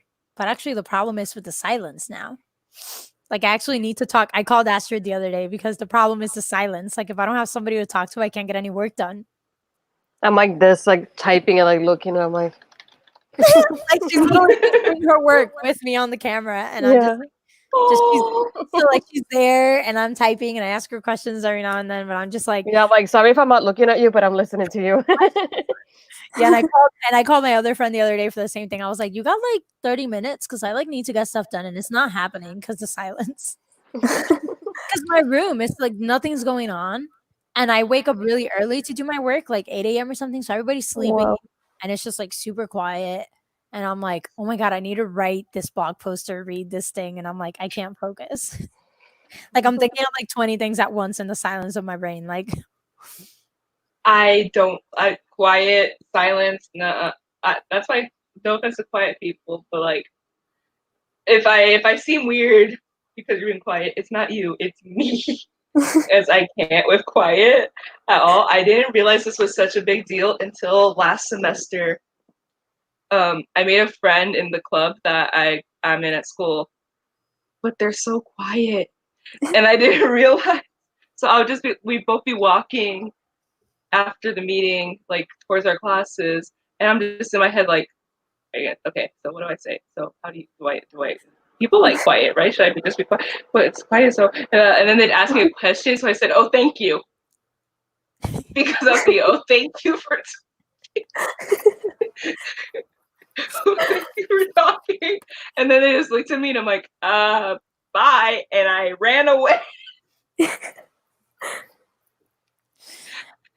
I don't run. I ran towards my class because I'm like, I said, "Thank you." you should have just been like, sorry, the silence was killing me. I didn't want to say nothing, but I think eventually they realized it because eventually they're like, so how do I get you to stop running away every time? I felt so bad. I was like, I just don't like the quiet. I'm sorry. I need noise. I'm a loud person with a loud family. And I either always have headphones on or something. I do not do well with silence. And they're just like, okay. I'm like, yeah. So they talk more. I'm just like, No, I was hyped this morning because I like barely opened my eyes, and somehow my best friend timed that like perfectly. mhm. And like I opened my eyes and she phoned me. And I was like, yes. And she's like, did I wake you? I was like, no, but like it's early. And she's like, I just wanted to talk to you. I was like, it's 10 a.m. Like, and but it's good because she got me out of, well, not out of bed, but like to stay awake in bed. Cause sometimes these days, like I was doing so good before the pandemic. Like I was in a routine and like everything. And then ever since the pandemic, like I struggle so much to wake up before like 1 p.m. unless I Mm. have like work scheduled and I'm like, I can't miss that because I'll get fired. So I'm like, need to get up, but then I'm like in front of the computer, like dying because I like couldn't wake up. And I'm just like low level functioning in front of this computer. And on top of that, you're teaching somebody something. So like it's like brain effort. And I'm just like, I have the time. I just finished the morning with a migraine and I'm like, so today I told my mom, we're doing, oh, by the way, if any of y'all have a Switch, the new Just Dance 2020 is lit. It also has a lot of Spanish music in it, including reggaeton and salsa and bachata in it. But my mom and I play it for 1 hour every day for exercise together. Hmm. Mm. And so today, which by the way, I only have like 10 more minutes. Today we are doing it at 10 at 10 p.m. And I so was gonna say, no, I meant 10. So we're doing it at 10 p.m. And so I'm hyped because we're learning is it con calma? Con Yeah. yeah. calma. Yeah, yes. And then the boom boom girl. Yeah. So mom like really got hooked on that song in the game, and that's the one we're learning like officially. So she wants to learn it really well. So and then she's learning some K-pop dances with me from Mm. the game. But yeah, but it's really good game. I actually been meaning to write a blog post on other Switch games that you should be playing with your family. You do laugh a lot dancing. Actually, my mom and dad had a fight over that the other day. I'll explain because my dad doesn't dance it, obviously, but he'll sit on the couch and he'll do commentary. And mom's already like self-conscious because she's dancing. And she got pissed at him Mhm. because he kept saying that she was doing something wrong, which like doesn't matter. She's just exercising. And Mhm. she got pissed and she was like, fuck it, I'm not gonna do anything, to Hispanic mom style. She was like, "Te Mhm. voy a impactar a Mhm. jugar and nine." She just sat down and I was like, Mom, relax. And then dad was like, oh my God, your mom is so over dramatic. She just like starts getting like this, like just because I said one thing. And I was like, Dad, just go to your room. Like, You sent your parents to their room. Yeah. Well, just that. you go to your room, you go to the other room. I was like, just dad, go to your room. And then dad was still in the kitchen, like putting the dishes in the washer, and mom didn't want to dance because he was still nearby. And I was like, Mom, he's not even looking at you now. Like, you can dance. Okay. And like dad was over there fuming, like while he put the dishes in the dishwasher. But I just said this, and I don't understand why everybody is so mad at me. Basically. I was like, y'all need to chill. But that's their whole chaotic energy all the time. Like, even when I'm gone for a long time, like I'll live abroad for a year or I'll go on a cruise ship and come back like 5 months later, their dynamic never changes. It's like my one static thing. They're just chaotic, period. Yeah. They'll never build furniture together. Mom will always call me because they'll always start a fight over building the furniture. Like, no, I told you that screw went there. No, but I'm like, why? Mom and I build furniture just fine. She doesn't agree with something I said. She talks to me. She doesn't yell it. So it's just, so I end up building the furniture with mom because he can't do it or they So can't do life it. skills. Yeah, it's cool, but it's just funny because I'm like, y'all are too much. Anyways, 8 more minutes. Any last questions? Any last discussions? Anything you guys want to say? So Let's we just really say- should plan a live show catch up, right? Yes. Yeah. You know, I know that I'm catch up dancing. might still be me just chilling in the video, not saying much. That's not how it works in this house. I know, Yeah. but like the likelihood that I finish Dark and Deepest Red, and we said the Fire and the High before that upcoming. How about you put with the Fire and High first, and then Yeah. that way Yeah. give Yeah, it priority. I guess. I'm just like I'd rather read Clap When You Land first. But this one has more food. I'm just But saying, Clap- like, but Clap I When You ordered this from Amazon, and it already says it's arriving tomorrow. What is Wait, who? left? Ghost Squad. Go Squad. Damn, Well, it's rough. Think about it. We love you too. When you get your signed copy, we love you too, Alexandra. You can just give away your Amazon copy. Eh. The reason I say Or that, or you can keep both. The reason I say that, I don't like to have double books. I think I only have double books from We Hunt the Flame, and that was an accident. And that's because I ordered one from Amazon and got the special edition that had the gold on the inside. So I didn't want to give it away. And then I got the signed copy from the book box that I had ordered it from. And that was like a really pretty edition with a different like cover thing on the outside. So like I have two separate covers of We Hunt the Flame and two separate versions of the Anne Frank diary, but like that's about it. I think I don't have that many doubles like that. At least for Incendiary, it's obviously it's an arc and then the final copy. Yeah, that doesn't count. So, okay. and then I'm gonna have the Owl Crate one on top of it. So, but aside from that, I don't think I have that many double. The only one that I did double, and it wasn't really on purpose though. I had the Owl Crate for Cruel Prince. Mhm. So I think I bought Cruel Prince first, and then I had one of the book boxes, and then the other one. So I ended up with like 2 copies because of that. But I don't think I really have that many like doubles, honestly. Yeah, I don't like having them because Yeah. it seems like a waste of. Unless the cover is different, like the Owl Crate, then I get that because they're like totally different. You don't get it anywhere like that. Speaking of different covers, So. has anybody read Inkheart as a kid? Like the series, the Inkheart I trilogy? heard I wanted to, but I saw those new covers. That's what I'm saying. I don't have I my want those. originals because those were in Puerto Rico when I was still living in Puerto Rico, and we didn't bring all of my books then. And so I only have Inkheart that I found at a thrift store, and I'm like, need to get the new versions of those books because I want to reread them. And I tried through Book Depository, and I don't know what's going on with Book Depository and a couple of people because it has happened to others. It won't take our cards. So it'll just be like, your card cannot do this function. And I'm like, what do you mean? I've sent people books from here before. And like the book that I have over there, I ordered from Book Depository. Like, I don't get it. So I'm just like, what is happening? And I need those editions of the Inkheart. Can you get it on Bookshop? No, they didn't have them. I'm pretty sure because they're UK. I think they're UK editions. I think they came out in the UK first. They haven't come out in the US. So even when you try to buy them from Amazon, you can't. Like they say they'll come like way later. And so my eternal struggle, because I really want them. And second eternal struggle, not to mention Twilight again, but like I can't find any copies of the books. We went from having a surplus of Twilight books to all of a sudden when Midnight Sun is coming out, you can't find a Twilight book anywhere. I found all of mine. Like I found like you can buy the set, but the set is not expensive. I just want to buy it like from thriftbooks.com or something. And they only had Twilight and it didn't even have the cover. Like it's just the book, which I don't like because it's just the hardcover. But I'm like, I don't want to spend $60 buying like a whole new set. You know what I mean?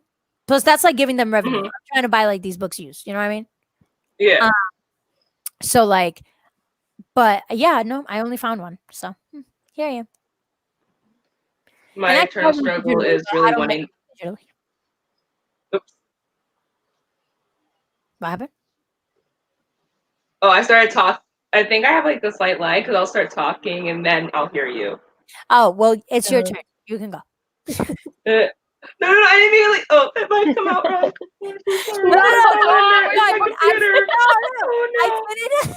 I finished saying what I was gonna say, so I'm saying it's your turn. Oh, okay. I'm so sorry. I really meant. I think my computer just lags sometimes because I'll start talking, but then it's like it didn't play your audio in time. So it'll start, and then it just rushes to what you're currently saying, and I'm like, oh, so I just start talking in the middle of a sentence. That's great. No, I was just saying my internal struggle is really wanting the UK edition of Strange the Dreamer as a hardcover, but living in the US. The UK edition's like for Cinderella's Dead. I'd rather have that There's edition. so many though. Like Clap on Your Land, I love the UK cover too. The UK cover's a little bit bright for me, but Cinderella's Dead, like like the UK cover is way prettier than the US cover. And I want the UK version. Mm-hmm. You know, and I have found sometimes ordering the book from the UK, I'm just mad because my favorite indie UK store is closed right now. Hmm. Sometimes it's cheaper. Like I bought a book from there not too long ago, and I paid like $12 with shipping. Which With is shipping? yeah. From like the gay bookshop. The gay bookshop. It's just like That one. just go going the gay. No, that's the title though. No, that's the name of the. Oh my god, I can't come up with any names. I think it's the gay bookshop actually. And so I ordered from there, and their like customer service is amazing. So like I got my book like super quickly, like even faster than Book Depository. But like they're closed right now and not even open for like online orders. So I'm like, but I want my books. Cause like indie bookstores here, unless it's through bookshop.org, it's expensive. Yeah, I wanted to do like a book haul and get a couple from like local one. And there was I forgot what book I was trying to get. I don't know if it was Clap on Your Land. And it was like almost $30. And Listen, I'm like, I bought The Beauty of Your Face from Josie's store. And it was so expensive. I think I paid $30 for The Beauty of Your Face. And let's be clear, I had Well, that book. So like it was a lot of money. mhm. But I wanted the actual book because of the whole like Arabic situation and how unfamiliar the book was. I wanted to be able to like look at it. Like I didn't want to read it digitally. So that's why I bought it. And I had pre-ordered it too, but like buying it at an actual indie bookstore that's not like Barnes and Nobles or something like that is so expensive. And I'm just like, I want to support you, but I'm broke. my struggle. Yeah, This for me, is that's why I've been like, for example, with Gold Squad, I had to get it through Amazon to be able to get it, to be able to read it for the group, obviously, because for me, I have Prime, so it's gonna get here so quickly. I didn't want to go through Amazon, but I'm like, I need it right now. Yeah, no, it's wild. I can't, I don't got money like that. But also, friends, last question because I gotta go. Yeah. Any questions? Melanie? Alexandra? Anybody? I love y'all. We'll announce the reading schedule and the next live show, as well as we'll eventually discuss when to have that catch up. Yeah, and I should be making the reading schedule sometime because Ghost Squad isn't long. So we won't start it tomorrow necessarily, probably Wednesday while I make the reading schedule. But Ghost Squad is quite thin. So like it should be a good peaceful read. Yeah. So Yes. Yeah. no problem. I'm glad you stuck around to talk nonsense with us and all about everything. So For almost 3 hours. This is our for longest almost 3 stream. hours. It is, Yeah. but I love it. You know, as long as everybody's having fun, I don't mind. I think we missed each other, so. Yeah, we did. did. Yeah. And it also helped for the people who showed up late and like missed a discussion. You know, they didn't have to like completely. Hey. So, anyways, we will see you next time. We will publish the reading schedule soon, and we'll see you guys next time. Bye. Bye. Bye. Bye, bye, ladies. Bye. Bye, Nats. Bye, Natalia.